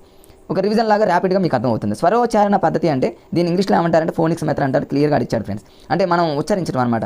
మనం స్వరాన్ని ఉచ్చరిస్తూ మాట్లాడే అందులోనే ఉంటుంది. ఏముండదు తెలుగు అంటే అక్షర పద్ధతి. అక్షర పద్ధతి అంటే ఏముండదు ఫ్రెండ్స్, అక్షరాలతో అంటే వర్ణమాల క్రమాలతో అక్షరాలను దిద్దు పెడుతూ మనం నేర్పుతూ ఉంటాం కదా ఫ్రెండ్స్, అది అక్షర పద్ధతి, సాంప్రదాయక పద్ధతి, ఓల్డ్ విధానం. తర్వాత ఇంకా రకరకాలైనటువంటి పద్ధతులు ఉన్నాయి ఫ్రెండ్స్. ఇదే మళ్ళీ రిపీట్ అయింది. నవీనాక్షర పద్ధతి, పద పద్ధతి. నవీనాక్షర పద్ధతి అంటే మనందరికీ తెలుసు ఫ్రెండ్స్, ఇది రీసెంట్గా ఏదైనా ఒక కొత్తగా ఒక పదాన్ని ఏదైనా ఒక కొత్త ఒక వాక్యాన్ని తీసుకొని ఆ వాక్యంలో మనకిష్టమైనటువంటి ఒక పదాన్ని తీసుకొని ఒక అక్షరాన్ని తీసుకొని ఫ్రెండ్స్ ఆ అక్షరానికి రంగులు దిద్దుతూ పిల్లవాడికి ఆ అక్షరాన్ని హైలైట్ చేస్తూ చెప్పడం అనమాట నవీనాక్షరం. ఇప్పుడు మీరు రేపు వెంటనే ఎవరైతే టీచర్స్ ఎవరైతే కాబోతున్నారో మీరందరూ స్కూళ్ళలోకి వచ్చిన తర్వాత ఫ్రెండ్స్ ఇదే చేస్తారు, నవీనాక్షర పద్ధతే చేస్తారు. ఓల్డ్ విధానం నాకు తెలుసు ఫ్రెండ్స్, నవీనాక్షర పద్ధతి కంటే కూడా ఓల్డ్ విధానమే వండర్. ఎందుకంటే అది ఒకసారి జనరల్గా మనం అనుకోవటమేలే, కానీ నవీనాక్షర పద్ధతి అనేది పిల్లలకి నేను 12 సంవత్సరాల నుంచి పిల్లలకి చెప్తూనే ఉన్నా ఫ్రెండ్స్. అయినప్పటికీ కూడా ఇంకా అప్పుడప్పుడు మర్చిపోయి ఓల్డ్ విధానంలో నేను ఫాలో అవుతాను. పిల్లలకి దిద్ది పెట్టడం వాళ్ళకి అలవాటైన అలానే పర్ఫెక్ట్ అవుతున్నారు. ఇది నిత్య సత్యం. కానీ మనం అలా అనకూడదు కదా ఫ్రెండ్స్, మన టీచర్స్కి అలా అనకూడదు. నవీనాక్షర పద్ధతి అనేది ఇట్లా నేర్పాలనేటటువంటి ఉద్దేశం ఉంది కాబట్టి మనం అలా ఫాలో అవుతాం అంతే. ఇక పద పద్ధతి ఏదైనా పదాలను ఏదైనా కొన్ని పదాలను ప్రాతిపదికగా తీసుకొని అక్షరాలను నేర్పడం అనమాట. వాక్య పద్ధతి ఇది అంతే ఫ్రెండ్స్. తర్వాత కథలతో పూర్ణ పద్ధతి ఇది అడిగాడు ఫ్రెండ్స్ ఎగ్జామ్లో. పూర్ణ పద్ధతి, ఖండ పద్ధతి, this is very very important. పూర్ణ పద్ధతి అనేది రేపు అడగొచ్చు ఎగ్జామ్లో. ఏమని అడగొచ్చు అంటే పూర్ణ పద్ధతి అనేది సైకాలజీ పరంగా చాలా అద్భుతమైనటువంటి పద్ధతి ఫ్రెండ్స్. ఇక్కడ మనం ఏదైనా ఒక పద్యాన్ని బోధించాలంటే అద్భుతమైన పద్ధతి ఏంటంటే పూర్ణ పద్ధతి అడగొచ్చు. ఖండ పద్ధతి కాదు. తర్వాత మనోవైజ్ఞానికంగా పర్ఫెక్ట్గా ఉండే పద్ధతి కూడా పూర్ణ పద్ధతి. ఈ పూర్ణ పద్ధతిని ఏమంటారంటే హోల్స్ టు పార్ట్ అంటారు. ఇక్కడ చూడండి ఫ్రెండ్స్, ఇక్కడ క్లియర్గా ఉందన్నమాట. హోల్ లాంగ్వేజ్ అని అంటారనమాట. అంటే మొత్తం చెప్పి తర్వాత ఏదైనా ఒక భావం కానివ్వండి, తాత్పర్యం కానివ్వండి, ఏదైనా ఒక పద్యాన్ని మొత్తాన్ని బోధించిన తర్వాత అప్పుడు మనం చిన్న చిన్న మీనింగ్స్ చెప్పుకుంటూ పోతాం. దాన్ని హోల్స్ టు పార్ట్స్ అని అంటాం. మొత్తం నుండి భాగాలకు అని అర్థం. పూర్ణ పద్ధతి చాలా ఇంపార్టెంట్. తర్వాత చూడండి కంటిన్యూషన్లో ఖండ పద్ధతి ఉంటుంది. ఈ పఠన పద్ధతి ఇవన్నీ మీకు తెలుసు కాబట్టి కొంచెం ఫాస్ట్గా వెళ్తున్నా రాయడం. ఇక లక్షణాలు, లేఖన సంసిద్ధత, లేఖనం ఎలా ఉండాలి ఇవన్నీ మీకు తెలుసు కాబట్టి దాని గురించి లేఖన నైపుణ్యాలు, చేతి రాత అంటేనేమో దస్తూరి, సౌష్ఠవం మంచి అందంగా ఉండాలి, స్పష్టత. ఎగ్జామ్లో అడిగాడు ఫ్రెండ్స్, ఇది ఒక ఆప్షన్లో నాకు ఇస్తాడనమాట. స్పష్టత, తర్వాత సమత, దోషరాహిత్యము, వేగం, రీతి అంటేనే మంచి అందంగా మంచి నీట్గా ఉండాలన్నమాట. రీతి అంటే చూడముచ్చటగా ఉంది అంటాం కదా, దాన్ని రీతి అంటారు ఫ్రెండ్స్. భంగిమ అంటే మనం పెన్నును పట్టుకునేటటువంటి విధానము. ఇవన్నీ ఆప్షనల్స్లో ఇచ్చి పైవన్నీ అని కానిది అని రకరకాలుగా అడగవచ్చు ఫ్రెండ్స్. గుర్తుపెట్టుకోండి, భంగిమ, రీతి, వేగం, సమత, స్పష్టత ఇవన్నీ అకాడమీ బుక్లో ఉన్నాయి ఫ్రెండ్స్. వీటిని మీరు మిస్ కానివద్దు. కనీసం హెడ్డింగ్లు గుర్తుపెట్టుకున్నా సరిపోతుంది. తర్వాత ఇక దుష్టలేఖనం ఇదంతా మీకు ఉత్త లేఖనం ఇవన్నీ డిక్టేషన్ ఇవన్నీ మీకు తెలుసు ఫ్రెండ్స్. మళ్ళీ సాంప్రదాయ పద్ధతి, ఆధునిక పద్ధతులు, అక్షర పద్ధతి. ఇంతకుముందు చెప్పాక ఫ్రెండ్స్ అక్షర పద్ధతి ఉంది. అక్షర పద్ధతి అంటేనేమో ఈ మధ్యకాలంలో డిఫరెంట్గా ఇలా చుక్కలుగా పెట్టి దాన్ని కంప్లీట్గా పిల్లవాడితో దిద్దిస్తూ డిఫరెంట్ అనమాట ఒక షేపుల్లాగా బోధించడం. ఇవన్నీ మీకు జనరల్గా తెలిసినవి, దాని గురించి ఏం అవసరం లేదు ఫ్రెండ్స్. కొంచెం ఫాస్ట్గా వెళ్తున్నా. పద పద్ధతి అని, అక్షర పద్ధతి అని ఇవన్నీ మీకు చదువుకుంటూ వస్తాయి కాబట్టి కన్ఫ్యూజ్గా ఉన్న వాటిని కొంచెం ఫాస్ట్గా లాగిద్దాం ఫ్రెండ్స్. ఇక నెక్స్ట్ వ్యాకరణ బోధన పద్ధతిలో ఇక మనకు నిగమన పద్ధతి, ఆగమన పద్ధతి. దీన్నే తెలుగు మెథడాలజీలో కొంచెం మార్చాడు. నిగమోపపత్తి పద్ధతి అంటేనేమో డైరెక్టివ్ మెథడ్ అంటారు. ఇంగ్లీష్లో. దీనేమో ఇండక్టివ్ మెథడ్ అంటారు. ఇండక్టివ్ మెథడ్ అంటేనేమో ఆగమన పద్ధతి, దీన్ని అనుమానోపపత్తి పద్ధతి అని అంటారు. దీన్ని తెలుగులో అంటారు ఫ్రెండ్స్. దీనికి పెద్ద తేడా లేదు. నిగమన పద్ధతి అన్న, నిగమోపపత్తి పద్ధతి అన్న ఒకటే ఫ్రెండ్స్. ఆగమన పద్ధతి అన్న, అనుమాన ఉపపత్తి పద్ధతి అన్న ఒకటే. ఇంగ్లీష్లో ఇండక్టివ్ మెథడ్ అంటారు, ఇక్కడేమో డైరెక్టివ్ మెథడ్ అని అంటారు. దీంట్లో మనందరికీ తెలిసినాయి కదా ఫ్రెండ్స్. దీని గురించి చెప్పేది ఏముంది, ఆగమన పద్ధతి అంటే మనందరికీ తెలుసు. ఉదాహరణ నుంచి సూత్రానికి ఈజీ టు హార్డ్ అని, నోన్ టు అన్నోన్ అని ఇవన్నీ తెలుసుగా ఫ్రెండ్స్. అదే నిగమన పద్ధతి అంటేనేమో ఫస్ట్ ఫార్ములా చెప్పి తర్వాత ఎగ్జాంపుల్స్ అనమాట. అంటే ఇట్లా మీ అందరికీ తెలుసు కాబట్టి దాని గురించి నేనేం చెప్పను. ఇవన్నీ ఆగమన, నిగమన. అనుసంధాన పద్ధతి అంటేనేమో మనం నేర్చుకున్న దాన్ని ఇంకో దాంతో సంధానం చేసుకుంటూ చెప్పడం, ప్రయోగాలు, ఎక్స్పెరిమెంట్ ద్వారా ప్రయోగాలు చేయడం ఇట్లా అనమాట. దాని గురించి మీరు జనరల్గా చదువుకోండి ఫ్రెండ్స్, అయిపోతుంది. తర్వాత పాఠ్య పుస్తకాల నిర్మాణం అనేది ఇక గ్రేవ్స్ అనమాట. గ్రేవ్స్ అనేటటువంటి వ్యక్తి క్లియర్గా టెక్స్ట్ బుక్లో ఉంది కాబట్టి చదవండి. టెట్లో అడిగాడు ఫ్రెండ్స్ ఏపీలో. చాలా చూడండి ఫ్రెండ్స్, మీరు అకాడమీ బుక్లో ఎన్ని రకాలైనటువంటి కొత్తగా వస్తున్నాయి చూడండి. కొన్ని మెటీరియల్ మనం చదువుతాం. మెటీరియల్ చదవడం తప్పని నేను అనను ఫ్రెండ్స్. మెటీరియల్ కూడా చదవాల్సిందే. మెటీరియల్ అనేది మనకి ఈజీగా అర్థం కావడం కోసం ఉంటుంది, మనం చదువుతాం. మెటీరియల్తో పాటు అకాడమీ బుక్ కూడా పర్ఫెక్ట్గా చదువుకుంటే ఇక మీకు తిరగలేదు ఫ్రెండ్స్, ఖచ్చితంగా జాబ్ వస్తుంది, నో డౌట్. అకాడమీ చదవండి, మెటీరియల్ చదవండి, రెండింటిని బ్యాలెన్స్గా చేసుకుంటూ చదవండి. అకాడమీ ఏంటంటే కొన్ని గ్రేవ్స్ అనేటటువంటి పదాలు మెటీరియల్ ఏడాది మిస్ అవ్వచ్చు. ఎగ్జామినర్ ఇదే ఫోకస్ చేసి ఇవ్వచ్చు. గ్రేవ్స్ 2000 నేను ఒక గ్రేవ్స్ 2000 దీనికి సంబంధించిన మాట ఏముందంటే ఇక్కడ పాఠ్యపుస్తకము అనేది భాషను నేర్చుకుంటానికి, భాషను బోధించడానికి ఉపయోగపడేటటువంటి ఒక వనరు అన్నాడు ఫ్రెండ్స్. ఇక్కడ దీన్ని ఎట్లా గుర్తుపెట్టుకుంటారంటే గ్రేవ్స్ అంటే చాలా గ్రేట్ అని గుర్తుపెట్టుకోండి ఫ్రెండ్స్. గ్రేట్ ఏదైనా ఒక భాషను నేర్చుకునేటప్పుడు అట్లా గుర్తుపెట్టుకోండి ఫ్రెండ్స్, ఈజీ గుర్తుంటుంది. గ్రేట్ అంటే చాలా గ్రేట్. మనం భాషను నేర్చుకోవాలన్నా భాషను బోధించాలన్నా చాలా గ్రేట్. అట్లా గుర్తుపెట్టుకోండి. కొన్ని అలా గుర్తుపెట్టుకుంటేనే మనకి ఈజీగా ఉంటాయి ఫ్రెండ్స్. సరే, నెక్స్ట్ కంటిన్యూషన్లో చూద్దాం ఫ్రెండ్స్. ఇంకా డెఫినేషన్ ఏమైనా ఉన్నాయేమో అంటే ఉన్నాయి, ఎక్కడెక్కడ కొన్ని ఉన్నాయి. ఇక దానికి సంబంధించిన అవసరం లేదు. రాష్ట్ర విద్యాప్రణాళిక అంతా 2011 అయింది, ఈజీగా గుర్తుపెట్టుకోవచ్చు ఫ్రెండ్స్. అమెరికా ఇదంతా కూడా అవసరం లేదు ఫ్రెండ్స్. నెక్స్ట్ కంటిన్యూషన్లో అకాడమీ బుక్లో నెక్స్ట్ కంటిన్యూషన్లో చూస్తే ఇక్కడ ఏమీ లేవు ఫ్రెండ్స్. ఇక్కడ ఒకటి ఉంది చూడండి ఫ్రెండ్స్, ఇది ఒకటి ఇంపార్టెంట్. సిసిరో చాలా ఇంపార్టెంట్. ఇది సిసిరో అనేటటువంటి వ్యక్తి ఒక అద్భుతమైనటువంటి ఒక మాట ఉంది సిసిరోకి సంబంధించి. ఏంటంటే మీ ఇంట్లో ఒక తోట, ఒక గ్రంథాలయం ఉంటే ఇక జీవితంలో మీకు అన్నీ ఉన్నట్లే అని చెప్పింది అనమాట ఒక తెలుగు భాషా శాస్త్రవేత్త సిసిరో. దీన్ని ఎలా గుర్తుపెట్టుకుంటారంటే, సిసిరో అంటేనేమో శిశువు అని గుర్తుపెట్టుకోండి. శిశువుకి జనరల్గా తోటలు అంటే ఇష్టం, గ్రంథాలయం అంటే ఇష్టం. అట్లా గుర్తుపెట్టుకో, సిసిరో అంటే శిశువు, అట్లా గుర్తుపెట్టుకోవచ్చు ఫ్రెండ్స్. లేకపోతే సిసిరో అంటేనేమో మీ ఇంట్లో ఒక తోట కానీ ఒక గ్రంథాలయం ఉంటే ఆ సీను చాలా బాగుంటుందని గుర్తుపెట్టుకోండి. అట్లా అనమాట, మీ ఇష్టం ఫ్రెండ్స్. సిసిరో అంటేనేమో నేను శిశువు అని గుర్తుపెట్టుకున్నా. రకరకాలుగా మీరు గుర్తుపెట్టుకోండి ఫ్రెండ్స్. ఇంకేదైనా విధానం, మీకు ఏదైనా టెక్నిక్ ఏదైనా ఉన్నా కూడా గుర్తుపెట్టుకోండి, చాలా ఇంపార్టెంట్ ఇది. నెక్స్ట్ చూద్దాం కంటిన్యూషన్లో. తర్వాత ఈబీ వైట్, ఇది కూడా చాలా ఇంపార్టెంట్. చూడండి ఎన్ని కొత్త పదాలు వస్తున్నాయో, ఇవన్నీ ఇంపార్టెంటే. గతంలో అడిగిన బిట్స్. వైట్ని ఎలా గుర్తుపెట్టుకుంటారంటే, మీరు టెక్స్ట్ బుక్లో కానివ్వండి, నోట్స్లో కానివ్వండి, ఏదైనా సరే వైట్ కలర్లో ఉంటుంది. మీకు అర్థమైపోయింది ఇప్పటికే డెఫినేషన్. దీనికి సంబంధించిన కీవర్డ్స్. ఒక పుస్తకం అనేటటువంటి పదం ఇచ్చిన, గ్రంథాలయము, పుస్తకాలు అనే పదాలు ఇస్తే ఈబీ వైట్ అని గుర్తుపెట్టుకోండి. ఇంకంతే. మీరు ఇదంతా చదివినా అలా లాజిక్గా టెక్స్ట్ బుక్ని వైట్తో లింక్ పెట్టుకుంటే ఈజీగా అయిపోతుంది ఫ్రెండ్స్. తర్వాత ఆశించిన ఫలితాలు ఇందులో ఏముండదు ఫ్రెండ్స్. ఇక్కడ 1-2 డెఫినేషన్లు ఉంటాయి. ఇక ఆర్టీఈ 2009 గురించి ఉంటుంది ఫ్రెండ్స్. ఇందులో ఏముండదు. ఆర్టీఈ 2009 అనేది మనకు 6 నుంచి 14 సంవత్సరాల విద్యా హక్కు చట్టం 2009 అని ఇది ఒకసారి అడిగాడు ఫ్రెండ్స్. 1 నుంచి 8 తరగతుల వరకు ఉంటే దాన్ని ఎలిమెంటరీ విద్య అంటారు. RTE 2009 right to in education 2009 ప్రకారంగా ఎలిమెంటరీ విద్య అంటేనేమో 1 to 8th friends, 1 to 5th కాదు. అక్కడ చాలామంది పొరపడుతూ ఉంటారు, దాన్ని ఒకటి గుర్తుపెట్టుకోండి. తర్వాత ఇక్కడ ఆగస్టు 27, 2009 నాడు పార్లమెంట్ ఆమోదించింది అన్నాడు. ఆగస్టు 27 పార్లమెంట్ ఆమోదించింది. దీనికంటే ముందు ఆగస్టు 26న రాష్ట్రపతి ఆమోద ముద్ర వేశారు. రాష్ట్రపతి ఆగస్టు 26న ఆమోద ముద్ర వేస్తే ఆగస్టు 27న ఇది కన్ఫ్యూజ్ ఉంటుంది కదా ఫ్రెండ్స్. ఆగస్టు 26 రాష్ట్రపతి, ఆగస్టు 27 పార్లమెంటు, తర్వాత జూలై 20 అనగానే రాజ్యసభ, ఆగస్టు 4 అనగానే లోక్సభ, ఏప్రిల్ 4 అంటేనేమో 2010 ఏప్రిల్ 1న. వీటిని కన్ఫ్యూజ్ లేకుండా గుర్తుపెట్టుకోవడానికి నేను ఒక అద్భుతమైన వీడియో చేశాను. అయినా నేను చెప్తా, గుర్తుపెట్టుకోండి ఫ్రెండ్స్. ఇక్కడే ఆగస్టు 26 అనగానే మనకు ఆగస్టు అనేది 15 ఉంది, జనవరిలో 26 ఉంది. జనవరిలో ఉన్నటువంటి 26ని ఆగస్టులో 15లో ఉన్న ఆగస్టుని కలపండి. ఆ రెండింటిని కలిపితే రాష్ట్రపతి సంతకం చేసినటువంటి ఇది ఈజీగా గుర్తుపెట్టుకోవచ్చు. తర్వాత మరుసటి రోజు పార్లమెంట్ ఆమోదించింది. 2010 మనకు తెలిసి ఏప్రిల్ 1 నుంచి ఇంప్లిమెంటేషన్ అయిపోయింది. ఇక రాజ్యసభ అనగానే జూలై 20 గుర్తుపెట్టుకోవాలి. రాజ్యసభలో అనే పదం వచ్చింది కాబట్టి జూలై అనే పదం గుర్తుపెట్టుకోవచ్చు. జూలై 20 అనేది ఈజీగా గుర్తొస్తుంది ఫ్రెండ్స్. మరి ఆగస్టు 4వ తారీఖున లోక్సభ అని గుర్తుపెట్టుకోండి. లోక్సభ అంటే 4 లెటర్ల, లోక్సభ 4 లెటర్లు ఉన్నాయి కాబట్టి నేను అలా గుర్తుపెట్టుకున్నాను ఫ్రెండ్స్. ఆగస్టు 4 అని గుర్తుపెట్టుకున్నాను. ఆగస్టు 4. జూలైలో అంటేనేమో జూలైలో జా వచ్చింది కాబట్టి రాజ్యసభలో జా వచ్చింది కాబట్టి అలా మీరు రకరకాలుగా మీరు లింక్ చేసుకుంటూ గుర్తుపెట్టుకోవాలి ఫ్రెండ్స్, ఎక్కడ కన్ఫ్యూజ్ కాకుండా. తర్వాత నెక్స్ట్ చూద్దాం ఫ్రెండ్స్. ఇలాగా ఆర్టీఈ 2009కి సంబంధించి ఏముండదు ఫ్రెండ్స్, కొంచెం ఫాస్ట్ ఫార్వర్డ్ చేస్తాను, ఏముండదు. అయినా మీకు ఆల్రెడీ ఆర్టీఈ 2009 మీద ప్రత్యేకంగా ఉంది కాబట్టి దాని గురించి భయపడాల్సిన పని లేదు. టాపిక్కే ఉంది. ఉదాహరణ పద్ధతి అని, ఇక ఖండ పద్ధతి, పఠన పద్ధతి. ఖండ పద్ధతి అంటే తెలుసుగా ఫ్రెండ్స్, అన్నింటిని కూడా ముక్కలుగా భాగాలుగా విడగొట్టుకుంటూ చెప్పాలి. అంటే ఫస్ట్ భాగాలుగా చెప్పి విడదీసి, అంటే చిన్న మీనింగ్స్, పదాలకు అర్థాలు చెప్పి తర్వాత మొత్తం చెప్పాలి. ఖండ పద్ధతి. అదే మరి మొత్తం చెప్పాలి పూర్ణ పద్ధతి అంటేనేమో ఫ్రెండ్స్, పద్యం మొత్తం ఒకేసారి బోధించి తర్వాత చిన్న పదాలకు అర్థాలు చెప్పడం పూర్ణ పద్ధతి. సైకలాజికల్గా అద్భుతమైన పద్ధతి ఏంది అని ఎగ్జామ్లో అడిగాడు అనుకోండి, పూర్ణ పద్ధతి పెట్టేసాను అంతే. అదేమో హోల్స్ టు పార్ట్, ఇదేమో పార్ట్స్ టు హోల్ అని గుర్తుపెట్టుకోండి. ఇవన్నీ మీకు తెలుసు. పఠన పద్ధతి, ప్రతి పదార్థ పద్ధతి అంటే ముందు ప్రతి పదార్థాలు చెప్పడం, తాత్పర్యాలు చెప్పడం, ప్రశంసిస్తూ, ఆగమన పద్ధతి, నిగమన పద్ధతి, ఇండక్టివ్, డిడక్టివ్, అట్లా అనమాట. తర్వాత మీకు ఇక్కడ ఒక విషయం అది కూడా చెప్తా ఫ్రెండ్స్. ఇక్కడ ఇండక్టివ్ మెథడ్, డిడక్టివ్ మెథడ్ ఇంగ్లీష్లో, ఇది ఇంగ్లీష్ మెథడాలజీలో కూడా దీని మీద అడుగుతున్నాడు. ఇండక్టివ్ మెథడ్లో చూడండి ఫ్రెండ్స్, ఇక్కడ ఇండక్టివ్లో ఐ ఉంది కదా ఫ్రెండ్స్, ఈ మధ్యలో ఒక ఇట్లా గీత కొట్టామనుకోండి, ఈ వస్తుంది కదా, అంటే ఎగ్జాంపుల్స్ టు రూల్స్ అనమాట. ఎగ్జాంపుల్స్ టు రూల్స్ అనేది ఇండక్టివ్ మెథడ్ అని గుర్తుపెట్టుకోవచ్చు. ఇక డిడక్టివ్ మెథడ్లో డి ఉంది కదా ఫ్రెండ్స్, దాన్ని ఇట్లని ఇలా అన్నాం అనుకోండి, రూల్స్ టు ఎగ్జాంపుల్స్ అని ఈజీగా అనమాట. ఇండక్టివ్ మెథడ్లో ఐ ఉంది, ఐని జస్ట్ ఇలా అన్నాం అనుకోండి, కింద ఆప్షనల్స్లో ఎగ్జాంపుల్స్ టు రూల్స్ అని ఇస్తాడు. ఈని మనం ఐని ఈగా రాసుకుంటే వితిన్ సెకండ్లో మనం ఇంగ్లీష్ మెథడాలజీలో ఇండక్టివ్, డిడక్టివ్. తెలుగు మీడియం వాళ్ళు ఫ్రెండ్స్, ఇంగ్లీష్ మీడియం వాళ్ళు బరాబర్ వాళ్ళు పెడతారులే, కానీ తెలుగు మీడియం వాళ్ళు ఇలాంటి కన్ఫ్యూజ్ అవుతారని ఇట్లాంటి లాజిక్లు నేనైతే చాలా ఫాలో అయ్యా ఫ్రెండ్స్. అలా ఫాలో అవ్వబట్టి నాకు మంచి స్కోర్ వచ్చింది.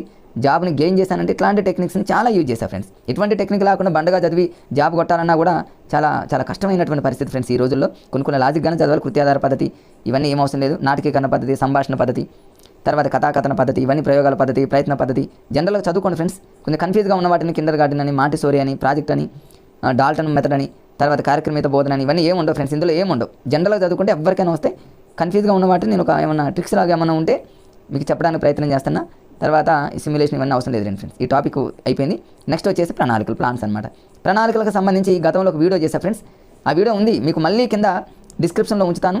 మరలా ఎందుకు ఫ్రెండ్స్ ఆ నిర్వచనాలు మళ్ళీ చెప్పడం ఇక్కడ జాన్ అర్జెంటీ అంటే నేను అక్కడ వీడియోలో చేశాను. అర్జెంటీ అంటేనేమో అర్జెంటుగా అని చెప్పాను నేను. అర్జెంటుగా అంటేనేమో మనం అర్జెంటుగా ఏం చేయాలంటే లక్షలు సంపాదించాలి డిఎస్సి జాబ్ కొట్టి, లేకపోతే ఏదైనా ఒక వరుస క్రమంలో ఉంటే అర్జెంటుగా మనం ఒక వరుస క్రమంలో ఉంటే ఏదైనా సాధించవచ్చని.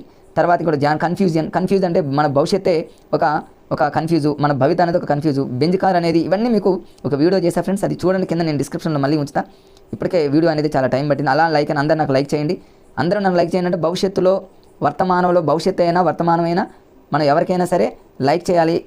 ఒక ఏదో అట్లా హాస్యంగా అలా లైక్ అంటే అందరూ లైక్ చేయాలి. భవిష్యత్తులో కానీ వర్తమానం కానీ భవిష్యత్తు కానీ చాలా ఇవన్నీ మీకు వీడియో చేసే ఫ్రెండ్స్. ఆ వీడియోని కూడా ఇవన్నీ ఉన్న చైనీస్ సామెత ఒకటి, చార్లీ చాప్లిన్, చారు అంటాం కదా ఫ్రెండ్స్. చారు అనేది మన పెదాలకు చారు టేస్ట్ తెలుస్తుంది కదా, అట్లా చాలా నేను మీకు ఆల్రెడీ ఇక్కడ రాశాను. నమూనా పాఠ్య ప్రణాళిక, మోడల్ ప్లాన్స్. ఇక్కడ దీని మీద బిట్టు పడేటటువంటి అవకాశం ఖచ్చితంగా ఉంది ఫ్రెండ్స్. టెట్లో పక్కా బిట్టు వచ్చేటటువంటి ఏరియా. ఎగ్జామినర్ ఖచ్చితంగా కూర్చుంటాడు ఇక్కడ. అడిగాడు ఫ్రెండ్స్ చాలాసార్లు. ఈ అంకాత్మక పాఠ్యపథకాన్ని ఇంగ్లీష్లో డిజిటల్ లెసన్ ప్లాన్ అంటారు. అంకాత్మక పాఠ్యపథకం అందరికీ తెలుసు. తెలియనటువంటి డిఎస్సి మెయిన్ టెట్ ఆస్పిరెంట్స్ ఎవరైతే ఉన్నారో అంకాత్మక పాఠ్యపథకం చదవాల్సిందే. కొన్ని ఉన్నాయి, ఒక 3-4. దీంతో వీడియో అయిపోతుంది ఫ్రెండ్స్, పార్ట్ 2. అంకాత్మక పాఠ్యపథకాన్ని ఇంగ్లీష్లో డిజిటల్ లెసన్ ప్లాన్ అనే విషయం గుర్తుపెట్టుకుంటే, అంటే డిజిటల్ లెసన్ ప్లాన్ అనగానే మనకు వెంటనే ఏం గుర్తు రావాలి? డిజిటల్కి సంబంధించి. అంటే ఇప్పుడు జనరల్ చూడండి, ఏదైనా మనం మైక్రోసాఫ్ట్ పవర్ పాయింట్ మనం ఏదైనా ఒక కంప్యూటర్ ద్వారా పిల్లలకు మనం టీచ్ చేసినట్లయితే దాని అంకాత్మక పాఠ్యపథకము దాని ద్వారా మనం ఒక ప్లాన్ తయారు చేసుకుంటే, అంటే ఎంఎస్ పవర్ పాయింట్ ఉంది, దాని ద్వారా మనం లెసన్ ప్లాన్ తయారు చేసుకున్నాము. అలాంటి దాన్ని ఏమంటారంటే అంకాత్మక పాఠ్యపథకం అంటారు. దాని అలా లాజిక్గా మీరు చదువుకొని ఈజీగా గుర్తుంటుంది ఫ్రెండ్స్. దాన్ని చదువుతూ పర్ఫెక్ట్గా దాన్ని చదువుకుంటే బిట్టుపోయేటటువంటి అవకాశం లేదు ఫ్రెండ్స్. నెక్స్ట్ చూద్దాం. తర్వాత లలిత కళాత్మక పాఠ్యపథకం అందులోనే ఉంది ఫ్రెండ్స్. ఇక్కడ లలిత కళాత్మక పాఠ్యపథకం అంటే మనకున్నటువంటి కళలన్నింటినీ కూడా ప్రదర్శించాలి. లలిత కళలను ప్రదర్శించాలి పిల్లలకి. అంటే బుర్రకథను చెప్పడము, కథలు చెప్పడము, డ్యాన్స్ వేయటము, పిల్లల్లో లేనవయ్యి పిల్లల్లాగానే డీల్ చేస్తూ రకరకాలైనటువంటి కథలు కానీ లలిత కళలు కానీ మనకున్న కళలన్నింటిని ప్రదర్శిస్తూ బోధించేది లలిత కళాత్మక. అదంతే ఫ్రెండ్స్, ఏముండదు. నవప్రవర్తక పాఠ్యపథకం అంటే నవప్రవర్తక పాఠ్యపథకం అంటే ఏం లేదు ఫ్రెండ్స్. ఇక్కడ అన్వేషణ ద్వారా అన్వేషణల ఆధారంగా చేయాలంటే, ఫర్ ఎగ్జాంపుల్ ఇక్కడ టెక్స్ట్ బుక్లో క్లియర్గా బాలికల గురించి ఇచ్చాడు ఫ్రెండ్స్. బాలికలు ఇళ్ళ దగ్గర బాలికలు అసలు పాఠశాలకు ఎందుకు రావట్లేదు, పాఠశాలకు రాకపోవడానికి గల కారణాలు ఏంటి, వాళ్ళ కష్టాలను, వీటన్నింటిని గురించి క్లియర్గా కొంచెం ఇచ్చాడు. దాన్ని నవప్రవర్తక పాఠ్యపథకం. వాటి గురించి ఒక ప్లాన్ తయారు చేయాలి. అట్లాంటి దాని గురించి పాఠాన్ని బోధించడానికి ఒక ప్లాన్ తయారు చేయడం, దాన్ని నవప్రవర్తక పాఠ్యపథకం. ఒకసారి చూడండి, మీకు అర్థమవుతుంది. కృత్యాధార పాఠ్యపథకం మన అందరికీ తెలుసు ఫ్రెండ్స్. తర్వాత వివరణాత్మక పాఠ్యపథకం ఎన్నిసార్లు అడిగాడు ఫ్రెండ్స్. టెట్ వివరణాత్మక పాఠ్యపథకం అనేది చాలా చాలా ఇంపార్టెంట్ ఫ్రెండ్స్. ఇది అంటే వివరణంగా చెప్పాలి. అంటే దీని ఎగ్జామ్లో ఎలా అడిగాడంటే, గతంలో ఏ పాఠ్యపథకంలో ఉపాధ్యాయుల పాత్ర అధికంగా ఉంటుంది అంటాడు. అంకాత్మక అని వివరణాత్మక అని కన్ఫ్యూజ్ చేస్తారు. మనం కన్ఫ్యూజ్ అయిపోతాం చూడకపోతే. కనీసం ఉలుక్కన్న వేయాలి. వివరణాత్మకం అంటే వివరంగా చెప్పేదెవరు? ఉపాధ్యాయుడే కదా. అందుకని ఉపాధ్యాయుల పాత్ర ప్రముఖంగా ఉండేది వివరణాత్మక పాఠ్యపథకం. ఫినిష్ అంతే. ఇది టీచర్ల పాత్ర అధికంగా ఉంటుంది, పిల్లవాళ్ళ పాత్ర అధికంగా ఉండదు. ఇదంత సమర్థనీయమైంది కాదు. సో ఇది చాలా ఇంపార్టెంట్ ఫ్రెండ్స్. నేను అంతగా రాసుకొని నోట్ చేశాను, చాలా ఇంపార్టెంట్ అది. సో అవన్నీ గతంలో అడిగాడు ఫ్రెండ్స్. మీరు చాలామంది చూడరు కాబట్టి వాళ్ళ కోసం నేను మంచిగా రాశాను. ఇది డిఎడ్ ఫస్ట్ ఇయర్ అనమాట. ప్రాథమిక స్థాయిలో భాషాభివృద్ధి అవగాహన అని ఉంటుంది.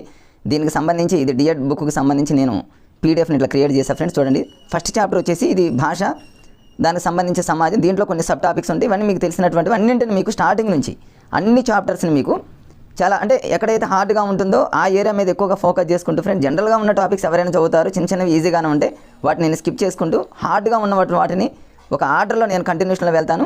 మీరు ఈ వీడియోని కనుక ఇంకా కొంచెం ఫాస్ట్ ఫార్వర్డ్లో కనుక మీరు చూసినట్లయితే ఈజీగా మీకు టాపిక్ అనేది ఈజీగా మీ మైండ్లో ఫిక్స్ అయిపోతుంది అనుకుంటున్నా ఫ్రెండ్స్. నేను చూద్దాం ఫస్ట్ టాపిక్ ఏందో చూద్దాం. భాష సమాజం.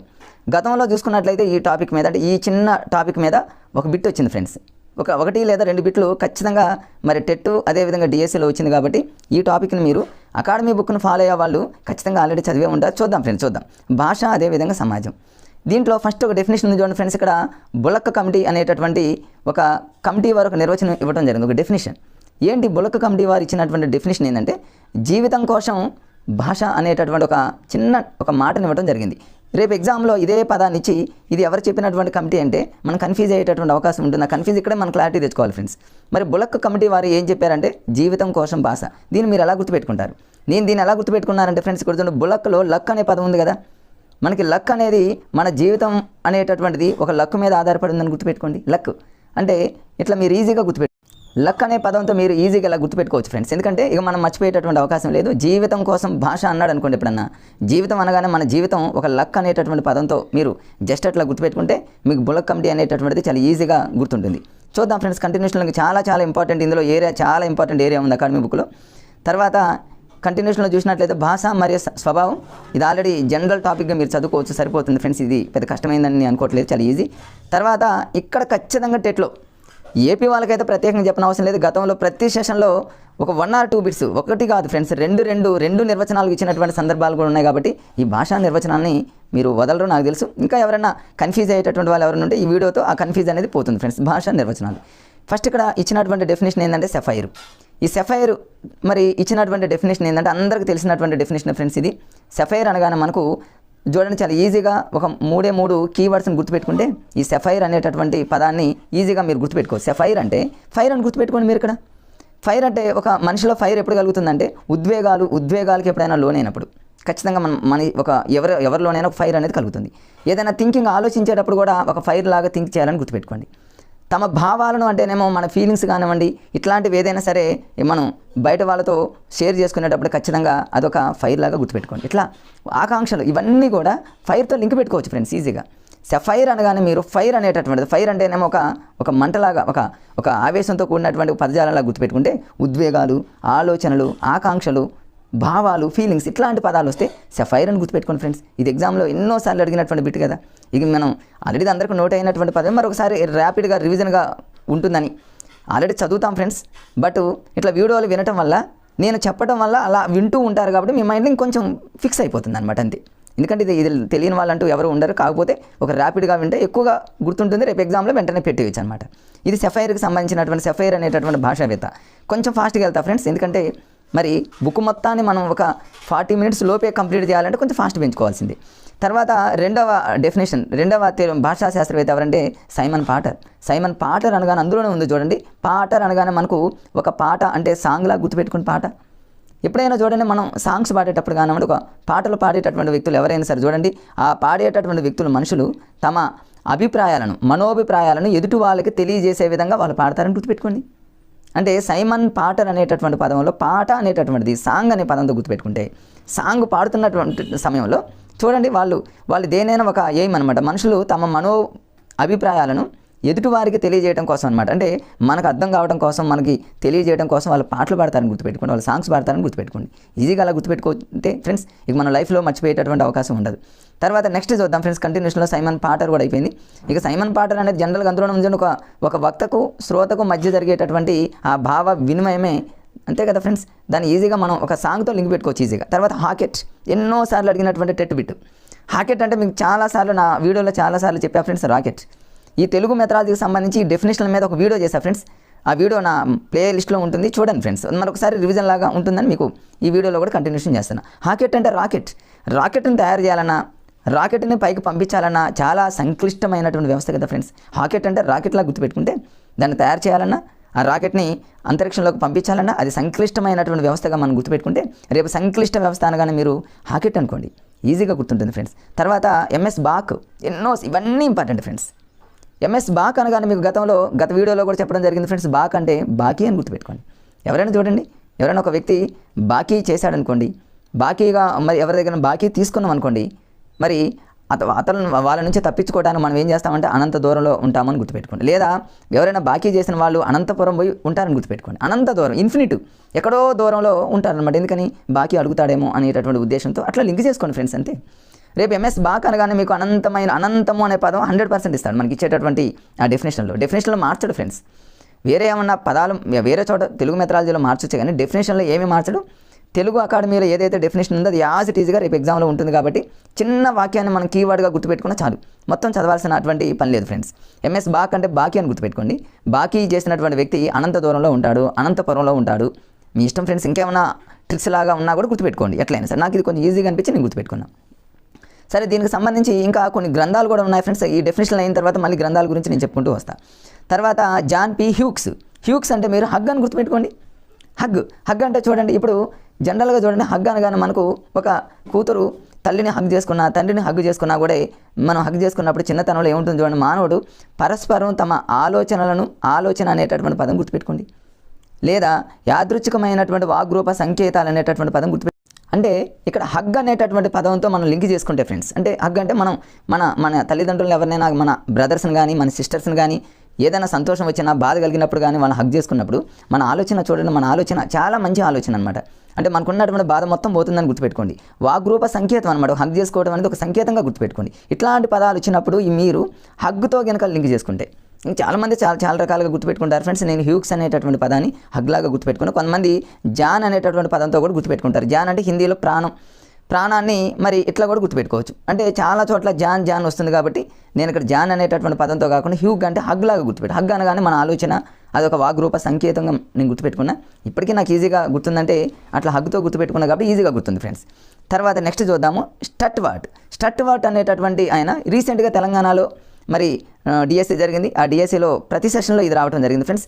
ఏపీలో ఇక చెప్పనక్కర్లేదు, ఇది ఎప్పుడూ వస్తూనే ఉంది స్టట్ వర్డ్ని ఎలా గుర్తుపెట్టుకోవాలి. స్టట్ వర్డ్ అనగానే మీరు వాటిని మీరు వర్డ్ అని గుర్తుపెట్టుకోండి. వర్డ్ ఫ్రెండ్స్ అంటే ఒక 3 వర్డ్స్ లాగా గుర్తుపెట్టుకోండి.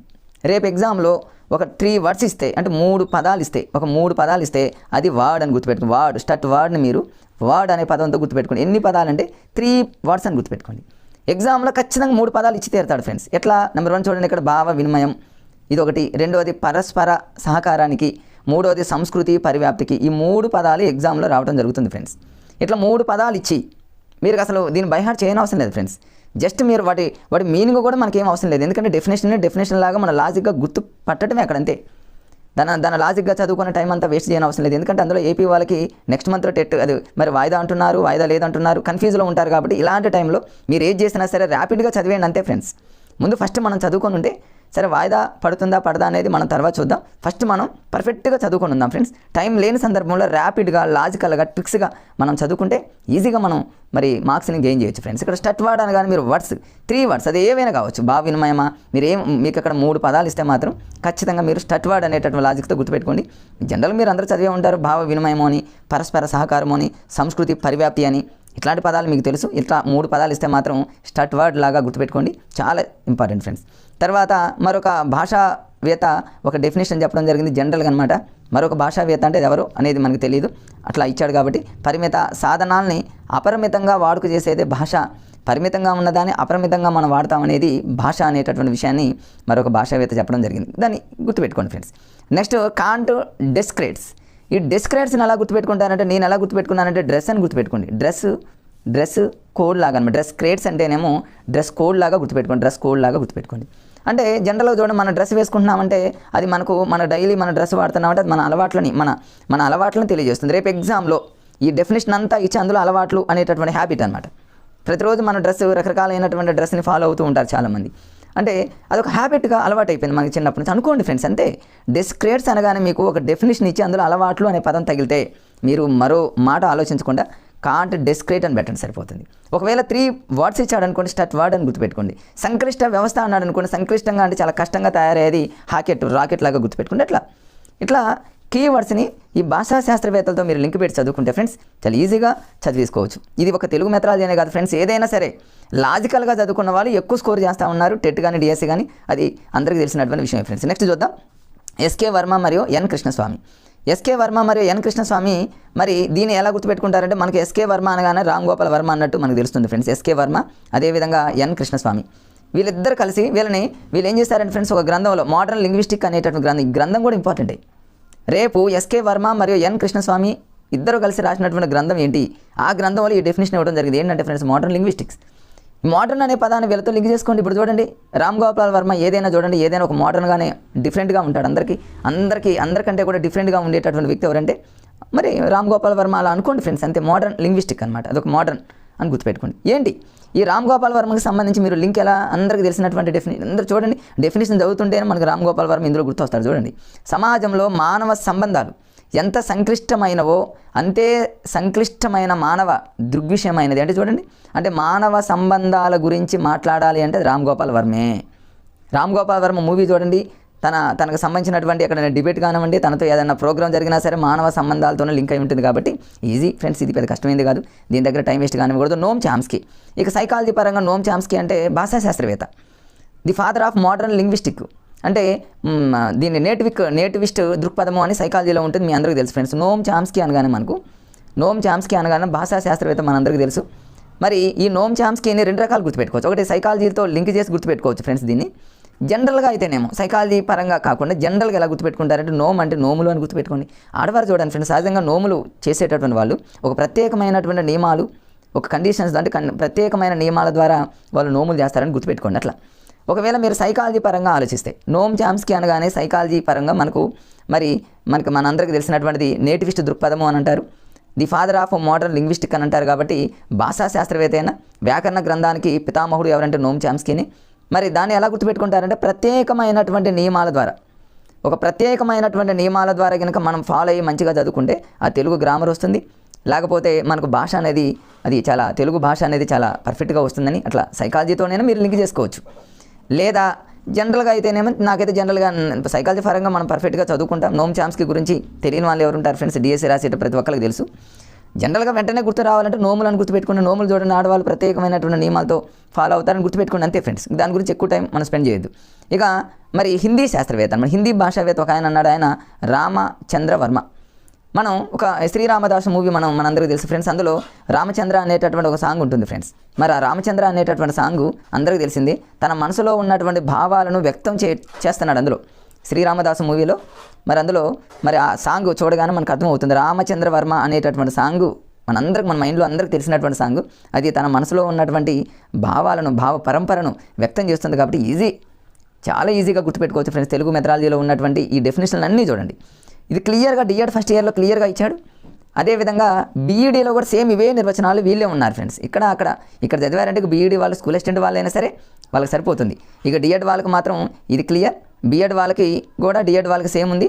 ఏపీ వాళ్ళు తెలంగాణ వాళ్ళు ఈ నిర్వచనాలు సేమ్ ఉన్నాయి ఫ్రెండ్స్. ఇంతే, ఏపీ వాళ్ళకి ఒక డెఫినేషన్, తెలంగాణ వాళ్ళకి ఒక డెఫినేషన్ అంటూ ఉంటుందా ఫ్రెండ్స్? ఉండవు.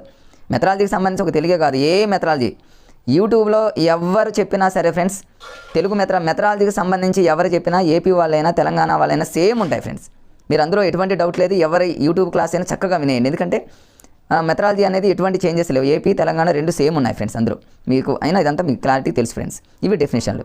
తర్వాత మనం కంటిన్యూషన్లో చూద్దాం ఫ్రెండ్స్. కంటిన్యూషన్లో ఇక్కడ సజీవ చైతన్య రూపం భాష, దీని మీద గతంలో ఒక జనరల్గా ఒక బిట్ ఇచ్చాడు ఫ్రెండ్స్. నేను అందుకని ఇక్కడ టెట్ 2018 అని రాశాను.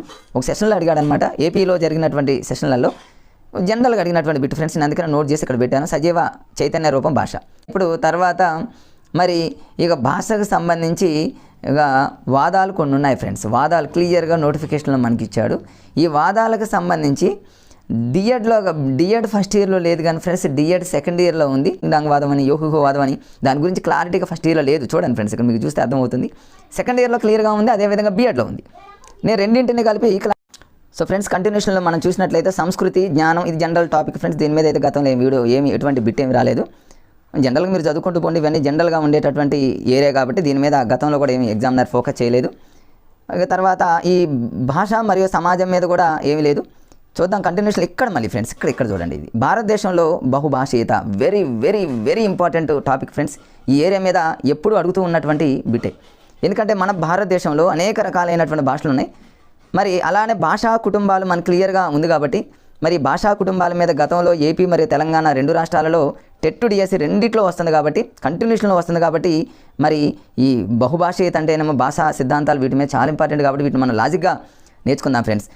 చూడండి ఇక్కడ ఫస్ట్, ఇది భారతదేశంలో బహుభాషీయత. అసలు ఇది మొత్తం ఈ భాషా కుటుంబాల మీద మొట్టమొదటిసారిగా పరిశోధన చేసినటువంటి వ్యక్తి గతంలో 2 times అడిగాడు ఫ్రెండ్స్ ఎగ్జామ్లో, ఆయనే గ్రియర్సన్ అనమాట. ఈ గ్రియర్సన్ అనేటటువంటి వ్యక్తి మన భారతదేశం యొక్క భాషా కుటుంబాల మీద పరిశోధన చేసినటువంటి మొట్టమొదటి వ్యక్తి. రేపు అడుగుతాడు ఎగ్జామ్లో.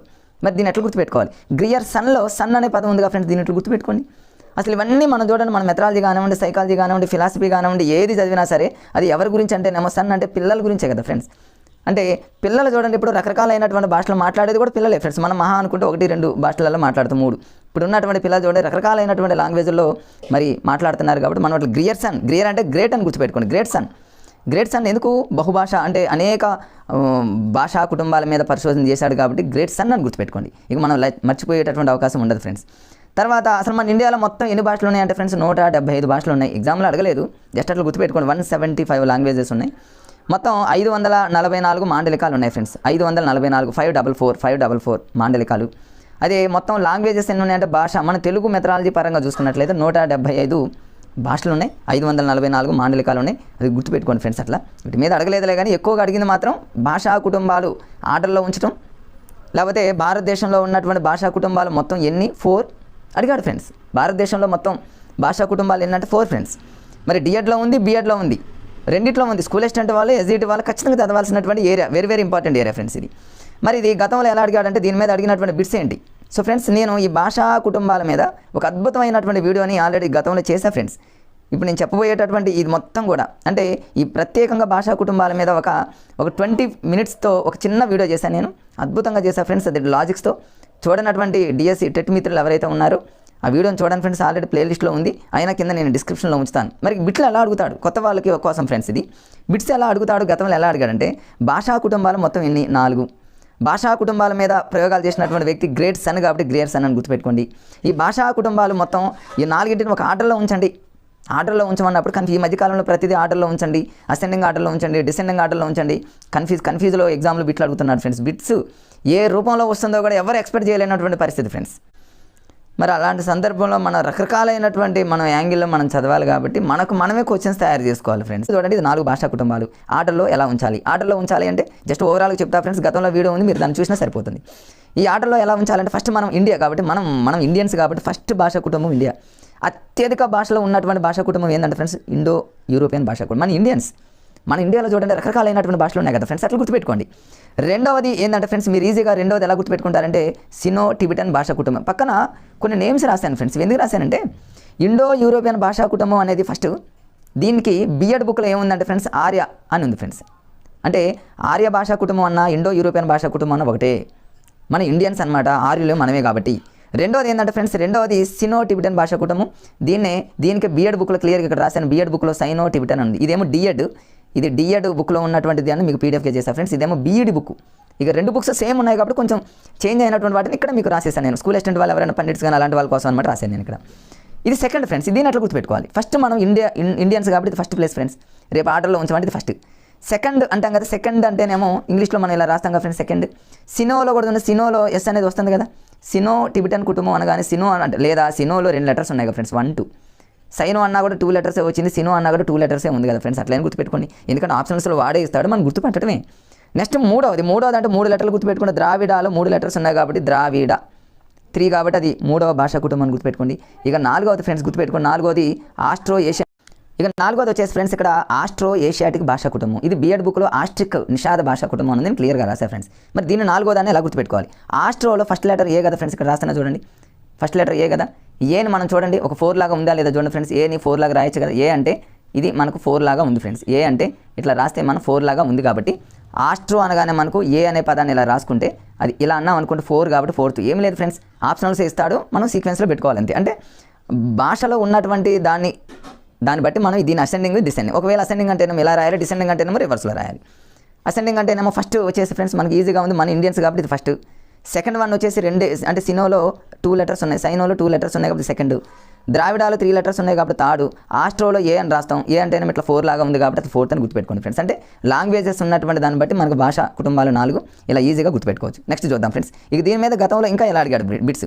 ఇక ఫస్ట్ ఇది సినో టిబెటన్ భాషా కుటుంబం అనేది 2వది ఫ్రెండ్స్. ఇది సెకండ్ వన్. టెక్స్ట్ బుక్లో ఒక ఆర్డర్లో ఇవ్వలేదు కానీ మనం ఒక ఆర్డర్లో పెట్టుకున్నాము ఎగ్జామ్ పరంగా. సరే ఫస్ట్ది వచ్చేసి మనం ఫస్ట్దే చూద్దాం అనుకోండి. ఫస్ట్ది ఏంటంటే ఇండో యూరోపియన్ భాషా కుటుంబం. ఇండో యూరోపియన్ భాషా కుటుంబం గతంలో ఎలా అడిగాడు? దీన్నే ఆర్యుల భాషా కుటుంబం అని కూడా అంటారు. ఇట్లా కూడా బిఎడ్ బుక్లో ఉంది. గతంలో ఈ భాషా కుటుంబాల మీద ఎలా అడిగాడంటే ఒక భాష ఇస్తాడు, ఒక లాంగ్వేజ్ ఇస్తాడు. ఏదైనా ఒక లాంగ్వేజ్ ఇచ్చి ఈ క్రింది వారిలో ఏ భాషా కుటుంబానికి చెందిందని చాలాసార్లు అడిగాడు.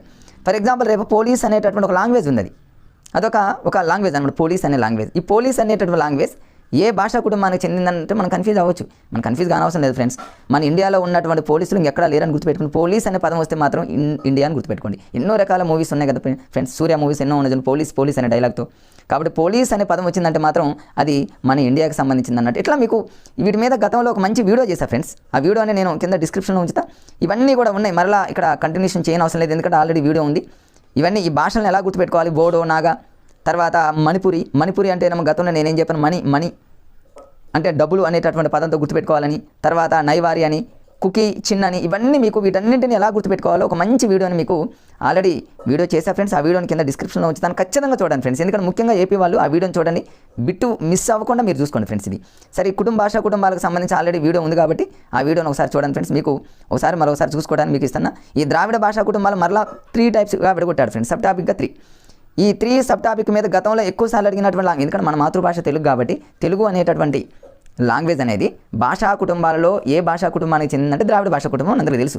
మరి ద్రావిడ భాషా కుటుంబంలో మరలా 3 టైప్స్గా విడగొట్టాడు. ఒకటేమో దక్షిణం, ఇంకోటేమో మధ్య, మూడోదేమో ఉత్తర ద్రావిడ. ఉత్తర ద్రావిడ కాదు, దక్షిణ ద్రావిడ కాదు, మనందరికీ తెలుసు కదా ఫ్రెండ్స్. మధ్య ద్రావిడ భాష కుటుంబానికి చెందింది ఏంటంటే తెలుగు. తెలుగు అని గుర్తుపెట్టి, నేను ఏదో ఇక్కడ మధ్య అని గుర్తుపెట్టుకుని, ఎందుకంటే అంటే మన తెలుగు వారు ఎక్కువగా మధ్యాన్ని తీసుకుంటారన్నట్టు ఏదో హాస్యంగా గుర్తుపెట్టుకోవడానికి ఏదో కొన్ని కోడ్స్ కూడా రాశాను ఫ్రెండ్స్. మీకు వీలుంటే చిన్నగా చూడండి. అయినా సరే మీకు పీడిఎఫ్ని కింద డిస్క్రిప్షన్లో ఉంచుతాను. పీడిఎఫ్ మొత్తాన్ని మీరు డౌన్లోడ్ చేసుకోవచ్చు ఫ్రెండ్స్. కంటిన్యూషన్లో ఇంకా ఏమున్నాయో ఈ డిఎడ్ ఫస్ట్ ఇయర్లో ఫ్రెండ్స్.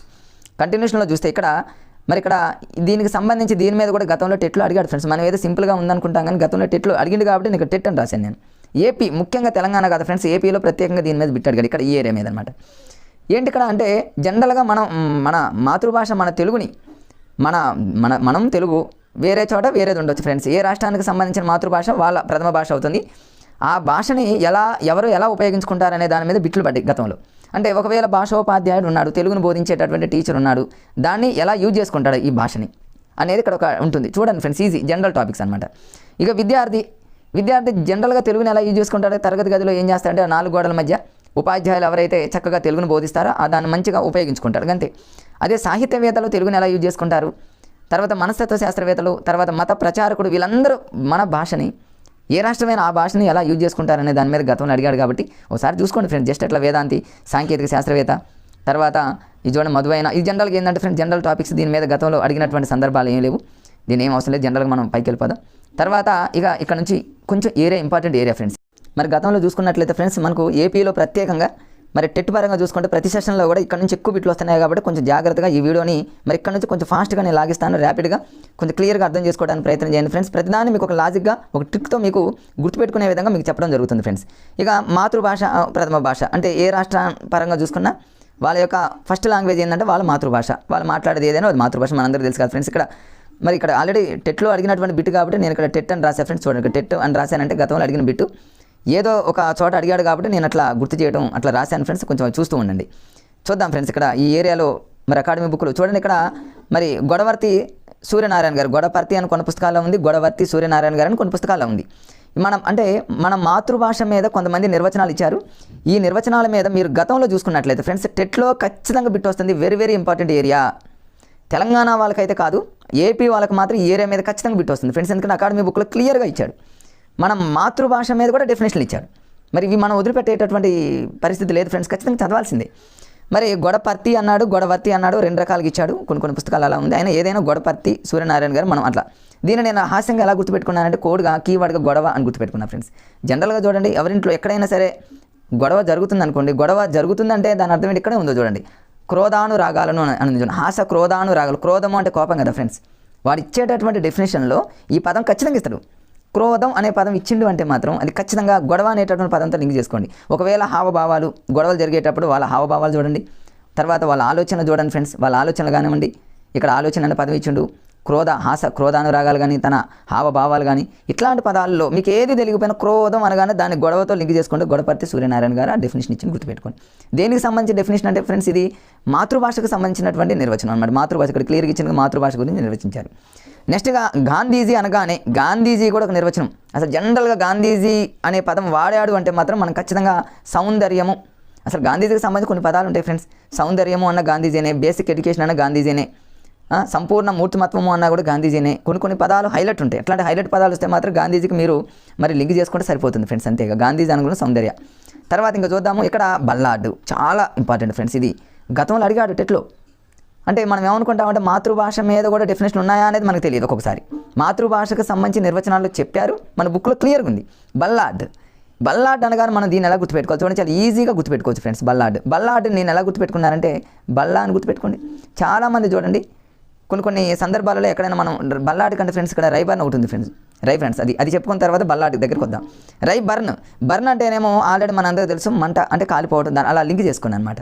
ఎవరైనా జనరల్గా బర్న్ అంటే కాలిపోవటము, కాల్చడం కానివ్వండి, కాలిపోవడం కానీ అలా జరిగితే వాళ్ళు ఏమవుతారంటే ఆత్మ అని గుర్తుపెట్టుకుని. ఆత్మ రేపు ఎగ్జామ్లో క్లియర్గా ఏమంటాడని ఫ్రెండ్స్ ఈ డెఫినేషన్ అంతా ఇస్తాడు. ఎక్కడ దాకా మాతృభాష అని ఇస్తాడు. దీంట్లో ఆత్మ అనేటటువంటి పదం ఇస్తాడు ఫ్రెండ్స్. ఆత్మ అనగానే మీకు బర్న్ అని గుర్తుపెట్టుకోండి. ఒక మనిషి బర్న్ అయ్యాడు అనుకోండి, ఖచ్చితంగా ఆత్మ అవుతాడని గుర్తుపెట్టుకోండి అంతే. ఇక దాని అంతా చదవాలి ఫ్రెండ్స్. అదంతా చదువుకుంటూ పోతే మనకు నెక్స్ట్ మంత్లోనే టెట్ అంటున్నప్పుడు ఇలాంటి టైంలో జస్ట్ హాస్యంగా చదువుకుంటూ పోవటం, అది ఏ టాపిక్ అయినా ఏ సబ్జెక్ట్ అయినా ఏదైనా ఫ్రెండ్స్ లాజికల్గా చదువుకుంటే చాలా ఎక్కువ మ్యాటర్ని తక్కువ సమయంలో మనం చదువుకోవచ్చు. అట్లా తర్వాత బల్లాడ్ అనగా జనరల్గా చూడండి చాలామంది బల్లా మీదనే నిద్రపోతారని గుర్తుపెట్టుకోండి. వాడు ఒక నిర్వచనం ఇచ్చి ఇక్కడ నుంచి ఇస్తాడు ఫ్రెండ్స్. ఆ నిర్వచనంలో నిద్రావస్థ అంటాడు. నిద్రపోతూ ఉంటారు అప్పుడప్పుడు. ఎక్కడ బల్లా మీద నిద్రపోతారని గుర్తుపెట్టుకుని అంతేగా. మనం మర్చిపోతామా? ఆత్మ ఎప్పుడు అవుతాం? బర్న్. నిద్రపోతాం. ఎప్పుడు నిద్రపోతాం? ఒక్కొక్క సందర్భంలో బల్లా మీద నిద్రపోతాం. అట్లా గుర్తుపెట్టుకుని అంతే. ఇక తర్వాత విశ్వకవి రవీంద్రుడు. ఇక రవీంద్రుడు అనేటటువంటి పదం వాడగానే మనందరికీ చాలామంది సోషల్ బ్యాక్గ్రౌండ్ అయితే చాలా ఈజీ గుర్తుపెట్టుకోవచ్చు. జనరల్గా అందరికీ తెలిసిందే, అది ఏ గ్రూప్ వాళ్ళైనా సరే. మరి ఇక్కడ మన విశ్వకవి రవీంద్రులు ఏమన్నారంటే, పరభాష ద్వారా నేర్పేటటువంటి విద్య సోపానాలు లేనటువంటి, అసలు పరభాష అనేటటువంటి పదం వాడాడు అంటే మాత్రం రవీంద్రులను గుర్తుపెట్టుకోండి. తనకి ఇష్టం లేదు, మన భాష మనకు అవసరము, పరభాష అనేది మనకు వద్దు అనేటటువంటిది రవీంద్రులకు సంబంధించినటువంటి డెఫినేషన్గా గుర్తుపెట్టుకోండి ఫ్రెండ్స్. అవన్నీ కూడా మన మాతృభాషకు సంబంధించినటువంటి నిర్వచనాలు. ఆంధ్రాలో చాలా ఇంపార్టెంట్, ఏపీలో జరిగేటటువంటి టెట్ డిఎస్సీలో. సో ఫ్రెండ్స్ వాటిని కొంచెం దాన్ని జాగ్రత్తగా చూసుకోండి ఫ్రెండ్స్. తర్వాత త్రిభాషా సూత్రం అందరికీ తెలిసిందే ఫ్రెండ్స్. త్రిభాషా సూత్రం అనగానే కొఠారి కమిషన్ మనందరికీ తెలుసు. ఫటాఫట్ మనం మరి ఈజీగా గుర్తుపెట్టుకోవచ్చు. మనం 1964-66 కొఠారి కమిషన్. త్రిభాష అంటే మన మాతృభాష ఫస్ట్ తీసుకుంటాం, ద్వితీయ భాష హిందీ. అట్లా మనందరికీ తెలిసినటువంటిది. దీని మీద గతంలో అడిగాడు, జనరల్గా చదువుకున్న అర్థమవుతుంది. దీంట్లో లాజిక్ ఏం అవసరం లేదు ఫ్రెండ్స్. ఇదంతా కేవీ1 జనరల్గా బేసిక్ ఎడ్యుకేషన్, గాంధీజీ అవన్నీ ఈజీ కాబట్టి వాటి జోలికి నేను ఏం పోవట్లేదు. ఇక్కడ వీటి మీద ఏం అడగలేదు ఫ్రెండ్స్, అవసరం లేదు ఆ డెఫినేషన్లు. తర్వాత చూద్దాం. మరి బోధనా మాధ్యమంగా భాష అడిగాడు ఫ్రెండ్స్. ఇక్కడ టెట్ అని రాశాను నేను. టెట్ అని రాశానంటే నేను అన్ని సెషన్లలో ఫ్రెండ్స్ ఇక్కడ ఏపీలో, ముఖ్యంగా ఏపీలో జరిగినటువంటి గతంలో అన్ని సెషన్లలో తెలుగు మెథడాలజీలు ఎక్కడెక్కడ బిట్లు అడుగుతున్నాడని చూసి వాటిని నేను ఏం చేశాడని కొంచెం హైలైట్ చేసి టెట్ అని రాశాను. అంటే ఆ ఏరియాలో నేను టెట్ అని రాశానంటే ఆ ఏరియాలో నుంచి ఖచ్చితంగా బిట్ అడిగాడు గతంలో. మీరు కావాలంటే చూసుకోండి, ప్రీవియస్ పేపర్లు వీటి మీద బిట్ అడిగాడు కాబట్టి నేను రాశాను ఫ్రెండ్స్. వాటి మీద కూడా నేను ప్రీవియస్ బిట్స్ అన్నింటి మీద ఒక వీడియో ఖచ్చితంగా చేస్తాను ఫ్రెండ్స్ ఈ కొద్ది రోజుల్లోనే. చూద్దాం బోధనా మాధ్యమంగా భాష ఏంటో చూద్దాం. మరి ఆల్రెడీ గతంలో అడిగాడు కాబట్టి లార్డ్ మెకాలే అనగానే ఇది పిఐఈ పర్స్పెక్టివ్ ఇన్ ఎడ్యుకేషన్లో వెళ్తుంది అనమాట. 1835 లార్డ్ మెకాలే. ఇది ఇయర్ ఇచ్చాడు కాబట్టి ఇక్కడ కూడా గుర్తుపెట్టుకోండి. తెలుగు మెథడాలజీలో లార్డ్ మెకాలే అనేటటువంటి పదం ఇక్కడ వాడాడు కాబట్టి, ఇది గతంలో టెట్లో అడిగింది కాబట్టి ఫ్రెండ్స్. అంటే పిఐలో అడిగినా ఇక్కడ అడిగినా 1835 అని గుర్తుపెట్టుకోండి. 1835 మెకాలే అని గుర్తుపెట్టుకోండి. ఇక మెకాలే అనగానే మీకు అధోముఖ వడపోత సిద్ధాంతం అని మీకు పిఐలో వస్తుంది. దాన్ని ఎలా గుర్తుపెట్టుకోవాలి? లార్డ్ మెకాలేకి సంబంధించి వాటన్నింటిని అసలు మీకు డిఎస్సిలో తర్వాత చూసుకుంది కానీ ఫ్రెండ్స్, ఇప్పుడైతే టెట్టే కాబట్టి. పిఐకి సంబంధించి అద్భుతంగా వీడియోలు మన దాంట్లో ఉన్నాయి ఫ్రెండ్స్. నేను ఒక వీడియోని, ఒక 2 గంటల వీడియోని పిఐకి సంబంధించిన టోటల్ బుక్ ఒక 2 గంటలు అద్భుతంగా చేయడం జరిగింది. చాలామంది మరి డిఎస్సి యాస్పిరెంట్స్ కానీ టెట్కి సంబంధించిన వాళ్ళు కానీ డిఎస్సికి సంబంధించి చాలామంది చూడడం జరిగింది ఫ్రెండ్స్. అది మీకు తర్వాత యూజ్ అవుతుంది. లార్డ్ మెకాలే అంటే 1835 అనేటటువంటి పదం గుర్తుపెట్టుకోండి ఫ్రెండ్స్. దీని ఇయర్ ఎలా గుర్తుపెట్టుకుంటారంటే మెకాలేలో మా ఉంది, మా అంటేనేమో ఇక్కడ 3 ఉంది కదా ఫ్రెండ్స్. 3 అంటేనేమో 3 అని గుర్తుపెట్టుకోండి. 3 అంటే మెకాలే అని గుర్తుపెట్టుకోండి. మరి 5 ఎలా గుర్తుపెట్టుకుంటారంటే మెకాలే అంటే మోకాలు అని గుర్తుపెట్టుకోండి. మోకాలు అంటే కాలుకి వేలు 5 ఉంటాయి కాబట్టి 5 అని గుర్తుపెట్టుకోండి ఫ్రెండ్స్. అట్లా లాజిక్గా గుర్తుపెట్టుకుంటే మనం మర్చిపో 1835. తర్వాత ఇక్కడ కొంతమంది ఉన్నారు ఫ్రెండ్స్. వీళ్ళు ఎవరంటే మరి ఇక్కడ ఏంటంటే ఫ్రెండ్స్, ఇక్కడ మరి బోధనా భాషలుగా మన భారతీయ భాషలకే ప్రాధాన్యత ఇవ్వాలని సిఫార్సు చేసిన వాళ్ళు కొంతమంది ఉన్నారు కాబట్టి ఇంపార్టెంట్ ఇది. చాలామంది ఇది చదవరు, ఏముంది అని వదిలేస్తాం. రేపు ఎగ్జామ్లో ఉన్న వాళ్ళు ఎవరు, లేని వాళ్ళు ఎవరు, అన్నది ఎవరు, అనని వాళ్ళు ఎవరు అని ఈ మధ్యకాలంలో ప్రతి బిట్. సో ఫ్రెండ్స్ ఇక్కడ మరి వీళ్ళని ఎలా గుర్తుపెట్టుకోవాలి అంటే మన భారతీయ లాంగ్వేజెస్కే ఎక్కువ ప్రాధాన్యత ఇవ్వాలని మన వాళ్ళు కొంతమంది చెప్పడం జరిగింది. వాళ్ళు ఎవరు? నెంబర్ 1 ఎవరంటే ఫ్రెండ్స్, ఒకళ్ళు గురురాజ్ బెనర్జీ. ఇక్కడ కొంచెం మిస్ అయింది ఫ్రెండ్స్. ఇక్కడ బెనర్జీ నేను రాస్తాను చూడండి. బెనర్జీ అనగానే మీకు జనరల్గా అందరికీ గుర్తుంటుంది ఫ్రెండ్స్. 1885 డిసెంబర్లో జరిగినటువంటి మొట్టమొదటి ఐఎన్సీ సమావేశానికి అధ్యక్షత వహించింది బెనర్జీ. కానీ ఇక్కడ గురురాజ్ బెనర్జీ ఫ్రెండ్స్, ఆయన డబ్ల్యూసీ బెనర్జీ, ఆయన వేరు.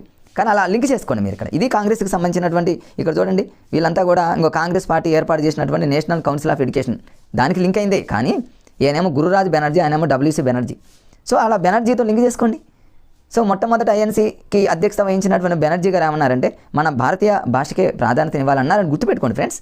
రెండోది రాస్ బిహారీ బోస్ అని గుర్తుపెట్టుకోండి.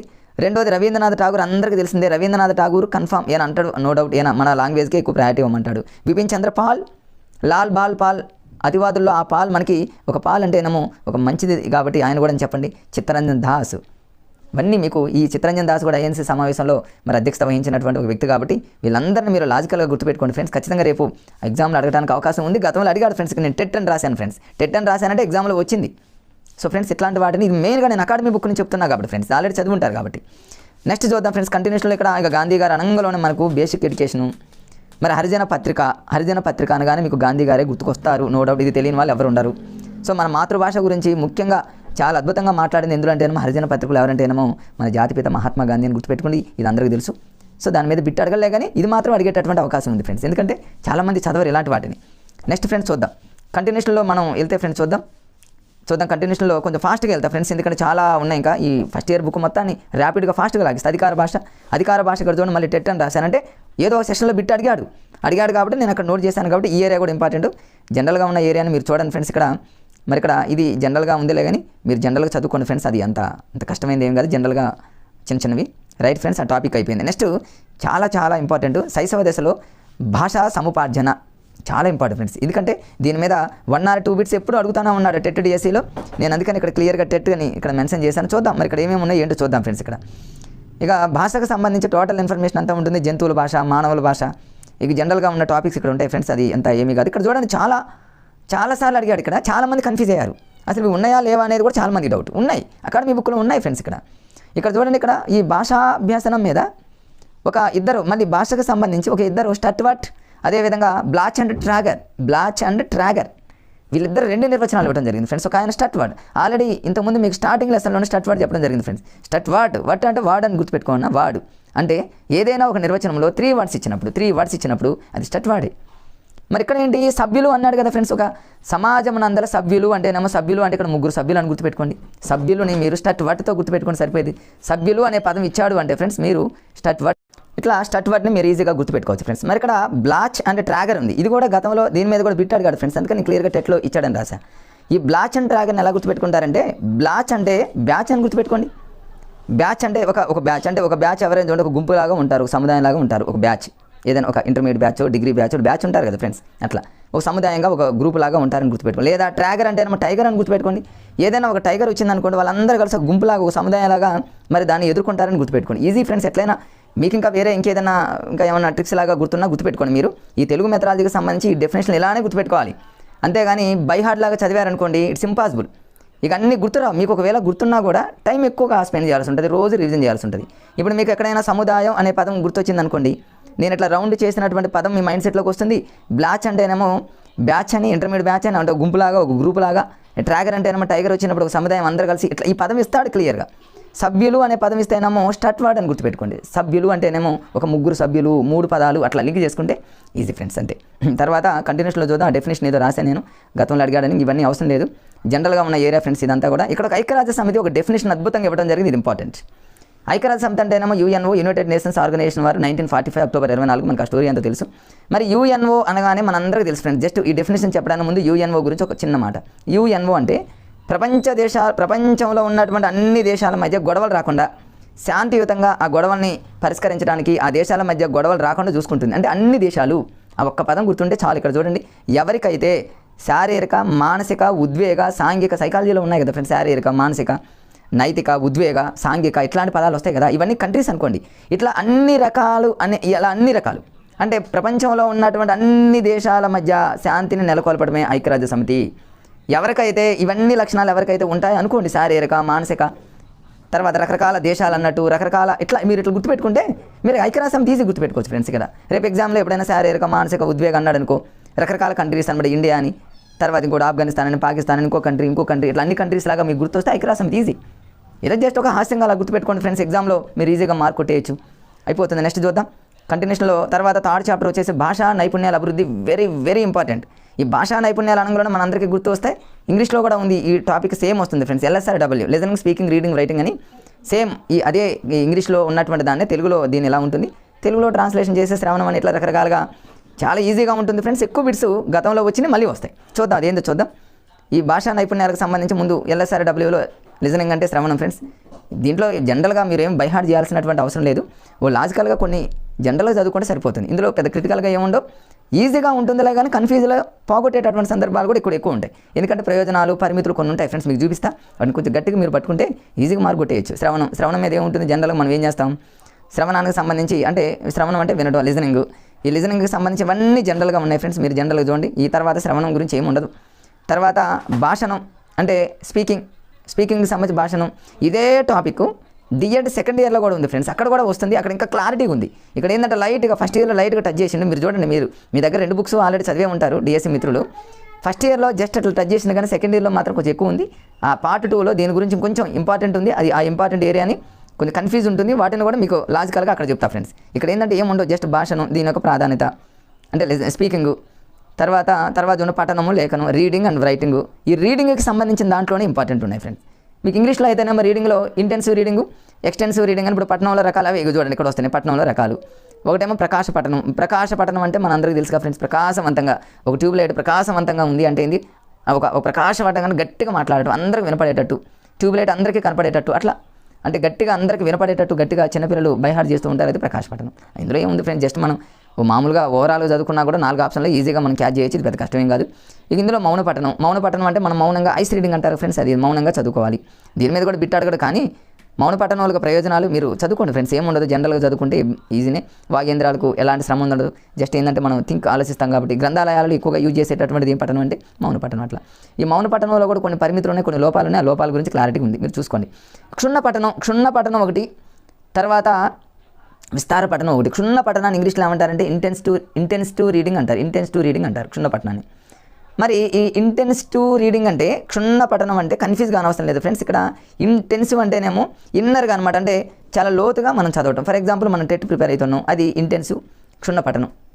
అదేవిధంగా డిఎస్సికి ప్రిపేర్ అవుతాం, టెట్లో మంచి స్కోర్ వచ్చిన తర్వాత డిఎస్సికి ప్రిపేర్ అవుతాం, గ్రూప్స్ ప్రిపేర్ అవుతాం, కానిస్టేబుల్ ప్రిపేర్ అవుతున్నాం. ఏదైనా ఒక కాంపిటేటివ్ స్పిరిట్కి ప్రిపేర్ అయ్యేది ప్రతిదీ కూడా క్షుణ్ణ పఠనం. క్షుణ్ణంగా చాలా పర్ఫెక్ట్గా క్షుణ్ణంగా చదివాం క్షుణ్ణ పఠనం, అట్లా గుర్తుపెట్టుకోండి. దీంట్లో కొన్ని ప్రయోజనాలు ఉన్నాయి, అదేవిధంగా కొన్ని పరిమితులు కూడా ఉన్నాయి. విస్తార పఠనం అంటే ఏమో నావెల్స్ చదువుతూ ఉంటారు కదా చాలామందిగా, ఖాళీగా ఉండకుండా ఖాళీ విరామ సమయాలు ఏం చేస్తారంటే నావెల్స్ కానివ్వండి, తర్వాత ఇంకా నాన్ డీటెయిల్ చదివే వాళ్ళు కానివ్వండి, ఏదైనా గ్రంథాలు కానీ, గాంధీజీ చరిత్ర కానీ ఇట్లాంటి పుస్తకాలు చదువుతూ ఉంటారు కదా ఫ్రెండ్స్. అలాంటి వాటిని విస్తార పఠనం అని అంటారు. క్షుణ్ణ పఠనానికి విస్తార పఠనానికి తేడా అది. క్షుణ్ణ పఠనం అంటేనేమో అన్నింటి దాని అర్థం, భావం, టెట్ డిఎస్ ఎట్టు చదువుతాం లైన్ టు లైన్, అసలు 360 డిగ్రీలు పర్ఫెక్ట్గా చదివేది క్షుణ్ణ పఠనం. విస్తార పఠనం ఏంటంటే మన ఆనందం కోసం ఒక నావెల్స్ అలాంటి చదివేది విస్తార పఠనం. అట్లా గుర్తుపెట్టుకోండి. కన్ఫ్యూజ్ అయ్యి ఇక్కడ కూడా బిట్లు పోగొట్టుకునే సందర్భాలు చాలా ఉంటాయి. అట్లా మీరు మిస్ కావద్దు ఫ్రెండ్స్. ఇక్కడ ప్రయోజనాలు పరిమితులు కొన్ని ఉంటే చూసుకోండి.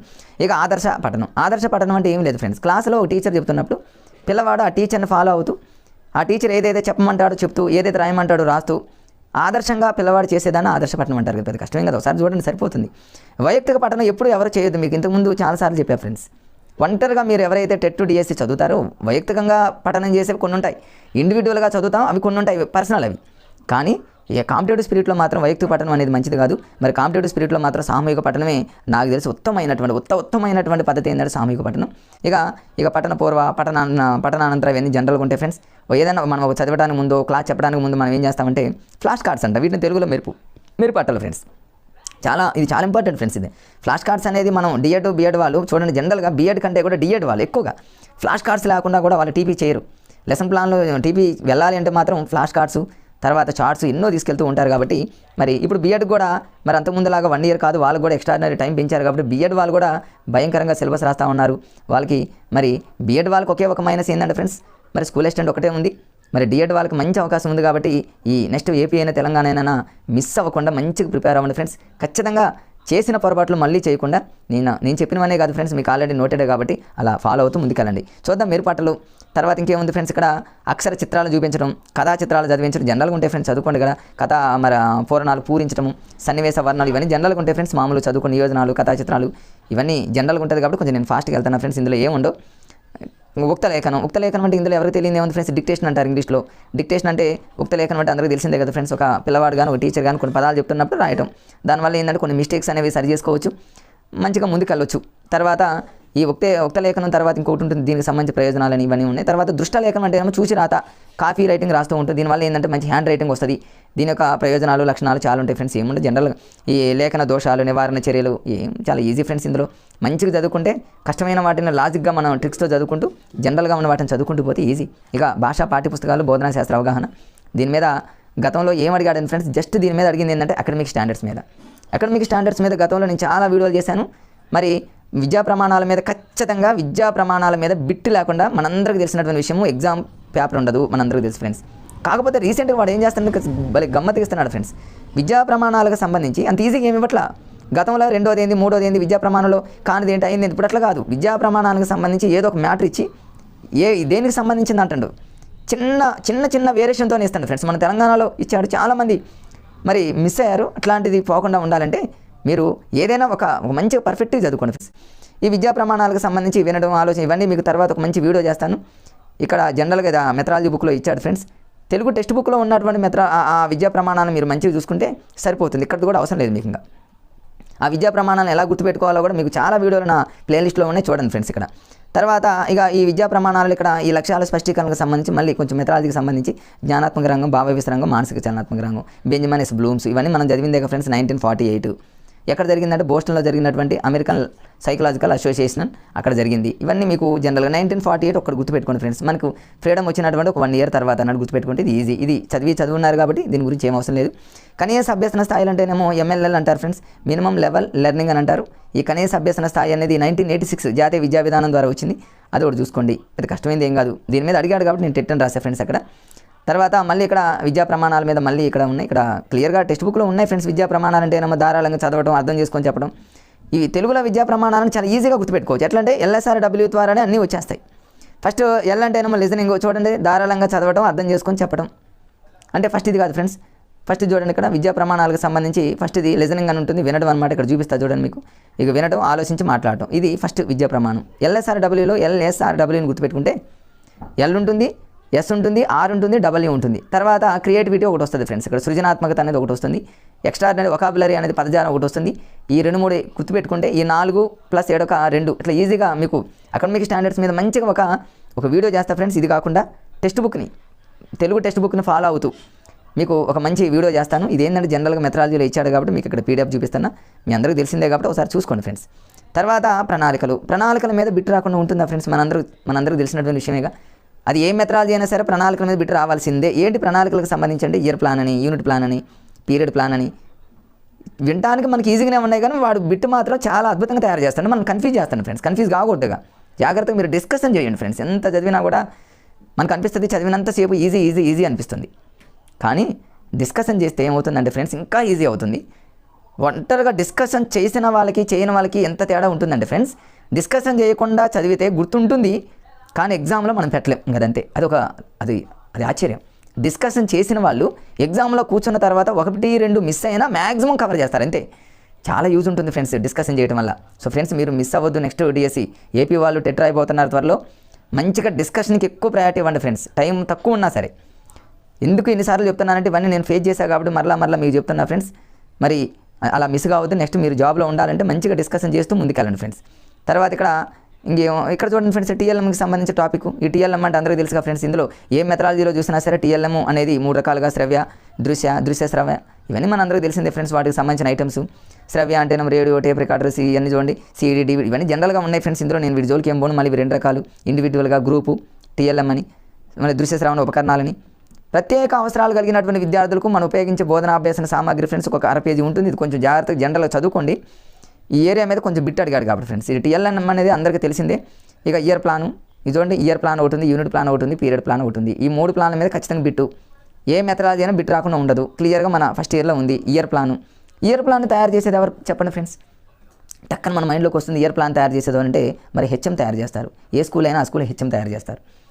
సరే, మరి ఇయర్ ప్లాన్లో వేటిని ఎక్కువగా ప్రాధాన్యత తీసుకుంటారు? వేటిని గతంలో అడిగాడు ఫ్రెండ్స్. వార్షిక ప్రణాళిక అనేది తయారు చేసేది ఎవరంటే ఆ సంస్థ యొక్క ప్రధాన ఉపాధ్యాయులు HM. మరి ఇయర్ ప్లాన్ తయారు చేసేటప్పుడు గుర్తుపెట్టుకోవాల్సినవి ఏంటంటే టీచర్లో ఉన్నటువంటి సెలవులను తీసేయాలి. తర్వాత ఫెస్టివల్ యొక్క సెలవులు, ఇవన్నీ రకరకాలైనటువంటి సెలవులన్నింటిని తీసేసి మిగతా రోజులతో మరి ఇక్కడ సంస్థ ప్రధాన ఉపాధ్యాయులు మరి ఇయర్ ప్లాన్ తయారు చేస్తారు. ఇయర్ ప్లాన్ మీద అది ఎలా ఏంటనేది ఇక మనకు తెలియదు ఏముంది ఫ్రెండ్స్. D.Ed వాళ్ళు, B.Ed వాళ్ళు రోజు మన TP లెసన్ ప్లాన్ రాస్తున్నామంటే year plan, unit plan, period plan, ఈ 3 ప్లాన్లు రాకుండా అసలు మనం D.Ed, B.Ed చేయాలన్నా అక్కడ ఉన్నటువంటి వాళ్ళు ఒప్పుకోరు. అట్లా ఫ్రెండ్స్. మరి యూనిట్ ప్రణాళిక మరొక పేరు ఏంటంటే ఫ్రెండ్స్ పాఠ్య ప్రణాళిక. చాలామంది ఇక్కడ పాఠ్య ప్రణాళిక అన్న యూనిట్ ప్రణాళిక అన్న ఒకటి. ఇక్కడ చూడండి, పాఠ్య ప్రణాళిక అన్న యూనిట్ ప్రణాళిక అన్న ఒకటి. కన్ఫ్యూజ్ కానీ అవసరం లేదు. ఎందుకంటే ఏదైనా ఒక పాఠం ఉందనుకోండి ఫ్రెండ్స్, ఆ పాఠాన్ని మనం ఒక యూనిట్గా తీసుకుంటాం కదా. ఆ పాఠంలో కొన్ని సబ్ టాపిక్స్ ఉంటాయి. అంటే ఏదైనా ఒక పాఠం ఒక లెసన్ని ఒక యూనిట్గా తీసుకుంటాం కాబట్టి దాన్ని పాఠ్య ప్రణాళిక లేదా యూనిట్ ప్రణాళిక. యూనిట్ అన్న పాఠ్యము అన్న ఒకటే. ఒక పెద్ద లెసన్ ఉంది ఫ్రెండ్స్, ఏదో ఒక లెసన్ ఉంది, ఒక పాఠం ఉంది, ఆ పాఠాన్ని ఒక యూనిట్గా తీసుకుంటాం. ఆ యూనిట్గా తీసుకున్న ఆ పాఠాన్ని ఎన్ని పీరియడ్లలో దాన్ని బోధించాలి అనేది ఒక ప్లాన్ తీసుకుంటాం, దాన్ని యూనిట్ ప్రణాళిక. మొన్న తెలంగాణలో జరిగినటువంటి DSEలో ప్రతి సెషన్లలో యూనిట్ ప్లాన్ మీదనే అడిగింది. ఇయర్ ప్లాన్ అడగలేదు, పీరియడ్ ప్లాన్ అడగలేదు. అన్ని సెషన్లలో యూనిట్ ప్లాన్. మీరు యూనిట్ ప్లాన్ మీద ప్రెస్టన్ అనేటటువంటి ఒక డెఫినేషన్ ఇచ్చాడు. మరి యూనిట్ ప్లాన్ మీరు తెలుగు మెథడాలజీ, సైన్స్ మెథడాలజీ, ఏ మెథడాలజీ అయినా యూనిట్ ప్లాన్ మీద ఎక్కువ దృష్టి పెట్టండి ఫ్రెండ్స్. అట్లా పాఠ్య ప్రణాళిక అంటారు, దాన్ని మీరు కన్ఫ్యూజ్ కామాకండి. ఇవి చూడండి, ఇవన్నీ మీరు రాస్తారు కాబట్టి డైలీ. తర్వాత యూనిట్ ప్రణాళిక, పాఠ్య ప్రణాళిక ఇవన్నీ కూడా ఉన్నాయి ఫ్రెండ్స్. ఇక్కడ నెక్స్ట్ పీరియడ్ ప్లాన్. పీరియడ్ ప్లాన్కి మరో పేరు ఏంటంటే కాలాంశ ప్రణాళిక అని అంటారు. ఏంటి కాలాంశ ప్రణాళికకి మరొక పేరు పీరియడ్ ప్లాన్ అంటే, ఇది చూడండి, మన కాలము అంటే ఏదైనా ఒక పీరియడ్ మనం బోధించాలంటే 45 minutes టైం తీసుకుంటాం కదా ఫ్రెండ్స్. అంటే 45 నిమిషాలు టైం తీసుకుంటున్నాం అంటే ఈ 45 నిమిషాలు అంటే ఒక కాలం. కాలాంశ ప్రణాళిక అన్న పీరియడ్ ప్రణాళిక అన్న ఒకటే ఫ్రెండ్స్, అది గుర్తుపెట్టుకోండి. ఏం లేదు ఫ్రెండ్స్, ఇదంతా కూడా చాలా easy. Year plan, unit plan, period plan మనకు అంత ఈజీగానే ఉంటుంది. నెక్స్ట్ ఖచ్చితంగా ఎగ్జామ్లో మళ్ళీ ఇదొక ఏంటది, మూల్యాంకనానికి సంబంధించింది ఎవాల్యుయేషన్ అంటారు. రకరకాలైనటువంటి మెథడాలజీలో రకరకాల ఈ టాపిక్ చదవకుండా మనం ఉండవు. మదింపు, ఇంగ్లీష్లో అసెస్మెంట్ అంటాము, మూల్యాంకనము ఎవాల్యుయేషన్ అంటారు. ఇందులోనే CCE ఉంటుంది, కంటిన్యూస్ అండ్ కాంప్రిహెన్సివ్ ఎవాల్యుయేషన్ ఉంటుంది. ఈ CCEలో మళ్ళీ 2 రకాలు ఉన్నాయి. ఒకటేమో FA, రెండోదేమో SA. FA అంటేనేమో ఫార్మేటివ్ అసెస్మెంట్, ఇది 4 times నిర్వహిస్తారు. FA1, FA2, FA3, FA4. ఇది SA అనేదేమో సమ్మేటివ్ అసెస్మెంట్, ఇదేమో 2 times అనమాట, SA1, SA2. ఏ నెలలో వీటిని బోధిస్తారు, వీటిని కండక్ట్ చేస్తారు.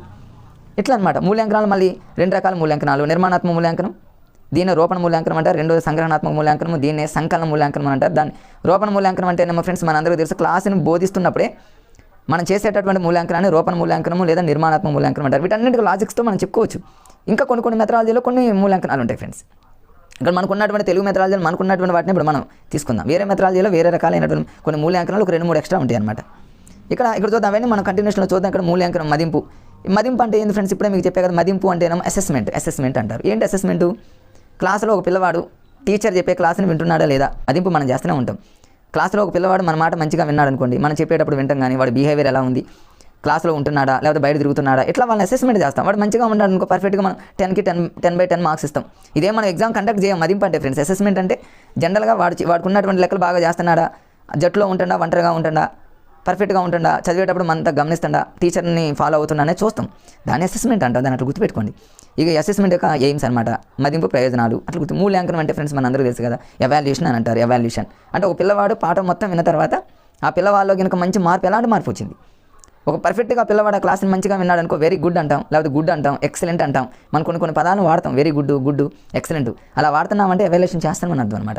పర్ఫెక్ట్గా పిల్లవాళ్ళ ప్రవర్తనలో మార్పు వచ్చినట్లయితే మనం గుడ్, వెరీ గుడ్, ఎక్సలెంట్ అన్నప్పుడు దాన్ని మూల్యాంకనము అని అంటాం. ఈ మూల్యాంకనం అనేది ఒక తరగతిలోనే కాదు ఫ్రెండ్స్, తరగతిలో నిర్వహించవచ్చు, బయట ఉన్నప్పుడు కూడా ఈ మూల్యాంకనాన్ని మనం యూజ్ చేసుకోవచ్చు. అట్లా మూల్యాంకనము. తర్వాత ఈ మూల్యాంకనాల రకాలు ఇవన్నీ మనం చెప్పుకుందాం. మూల్యాంకనం యొక్క ప్రయోజనాలు ఇవన్నీ జనరల్గా ఉన్నాయి ఫ్రెండ్స్. ఇక మదింపుకి మూల్యాంకనాలకి తేడా అవన్నీ ఏం అవసరం లేదు. ఇక ఈ మూల్యాంకనాలు ఫ్రెండ్స్, మూల్యాంకనం అనగానే మనకు CCE ఖచ్చితంగా దీని మీద బిట్ రావాల్సిందే. టెట్లో CCE దీని మీద అబ్జర్వేషన్ ఏమి అడగదు ఫ్రెండ్స్. CCE అంటే ఏంది, తర్వాత ఏదైనా ఒకటి ఇచ్చి దీన్ని ఏమంటారు, నిరంతర, అట్లా అడగట్లా. ఈ మధ్యకాలంలో నిరంతర సమగ్ర మూల్యాంకనంలో నిరంతరం అంటే ఏంది, నిరంతర సమగ్ర మూల్యాంకనంలో సమగ్రం అంటే ఏంది, ఈ CCEలో మొత్తం ఎన్ని రకాల ఉన్నాయి, మళ్ళీ అందులో ఈ మన నిర్మాణాత్మక మూల్యాంకనంలో మొత్తం ఎన్ని రకాల మన చేస్తాం, పిల్లవాడిని టెస్ట్ చేస్తే ఇట్లా అడుగుతుంది ఫ్రెండ్స్. ఇక్కడ CCEలో ఒక చిన్న మాట, RTE రైట్ టు ఇన్ ఎడ్యుకేషన్లో 2009లో ఒక చిన్న మాట ఇచ్చారు చూడండి ఫ్రెండ్స్, ఇది ఇంపార్టెంట్. 2009 RTE 2009 ఇది ఎప్పుడు వచ్చిందంటే ఫ్రెండ్స్, మనందరికీ తెలుసు 2010 April 1 ఫ్రెండ్స్. ఇక్కడ April 1 అంటే ఏప్రిల్ ఫూల్ చేసింది మనల్ని అనుకోండి, ఏప్రిల్ ఫూల్ చేసింది అనుకోండి. 2010లో వచ్చింది ఇది. RTE 2009 అనేది 2010 April 1 ఫూల్ చేయడానికి వచ్చింది అనుకోండి, హాస్యంగా అంతే ఫ్రెండ్స్. ఇందులో సెక్షన్ 29 ఎలా గుర్తుపెట్టుకుంటారంటే, 29 ఎలా గుర్తుపెట్టుకుంటారంటే, ఈ RTEకి సంబంధించి సెక్షన్లు అన్నింటి మీద ఒక వీడియో చేశాను ఫ్రెండ్స్. అది మీకు చాలా యూజ్ అవుతుంది. నా ప్లేలిస్ట్లో ఉంది. అన్ని సెక్షన్లో అవసరం లేదు. మనకు ఉన్నటువంటి 38 సెక్షన్లు ఉంటాయి ఫ్రెండ్స్. 38 సెక్షన్లు 7 అధ్యాయాలు ఉంటాయి. ఈ 7 అధ్యాయాలు 38 సెక్షన్లు అన్నీ చదవని అవసరం లేదు. ఈ 38 సెక్షన్లలో కొన్ని మేజర్గా ఉంటాయి. 17 అంటే ఏంది, పిల్లల్ని కొట్టరాదు, ఇట్లా రకరకాలుగా ఉంటాయి. ఇట్లాంటి అన్ని మేజర్గా ఉన్న సెషన్ల మీద నేను ఒక మంచి అద్భుతమైనటువంటి వీడియో చేశాను. నా ప్లేలిస్ట్లో ఉంది ఫ్రెండ్స్. వీలుంటే డిస్క్రిప్షన్లో కూడా పెడతాను, అది కూడా చూడండి. వీటి గురించి ఉంటుంది ఫ్రెండ్స్. ఇక్కడ ఒకసారి చూస్తే మీకు అర్థమవుతుంది ఫ్రెండ్స్. నిరంతరం అంటే ఏంది మీకు చెప్పాక ఫ్రెండ్స్, నిరంతరం అంటే ఏంది ఇది కొంచెం చదువుకోండి ఫ్రెండ్స్. General topic. సమగ్రం అంటే ఏంది బిట్స్ అడుగుతున్నాడు మళ్ళీ. ఈ నిరంతర సమగ్ర మూల్యాంకనంలో మళ్ళీ దాని యొక్క ప్రయోజనాలు ఇవన్నీ ఉంటాయి ఫ్రెండ్స్. కొంచెం ఫాస్ట్ ఫార్వర్డ్ చేస్తాను. ఇక నిరంతర సమగ్ర మూల్యాంకనం CCEలో మరలా ఎన్ని రకాలు ఉన్నాయంటే ఫ్రెండ్స్, ఇవి 2 రకాలు ఉన్నాయి. ఒకటి వచ్చేసి ఫ్రెండ్స్ నిర్మాణాత్మక మూల్యాంకనం, రెండోది వచ్చేసి సంగ్రహణాత్మక మూల్యాంకనం. మరి నిర్మాణాత్మక మూల్యాంకనానికి మరో పేరు ఏంటంటే రూపణ. దీన్ని ఎలా గుర్తుపెట్టుకుంటారంటే ఫ్రెండ్స్, నిర్మాణాత్మకంలో రా ఉంది కదా, రా అంటే రాతో స్టార్ట్ చేయండి. రూపణ మూల్యాంకనం. రూపణ మూల్యాంకనంలో రా ఉంది కాబట్టి నిర్మాణాత్మక, అట్లా గుర్తుపెట్టుకోండి ఫ్రెండ్స్.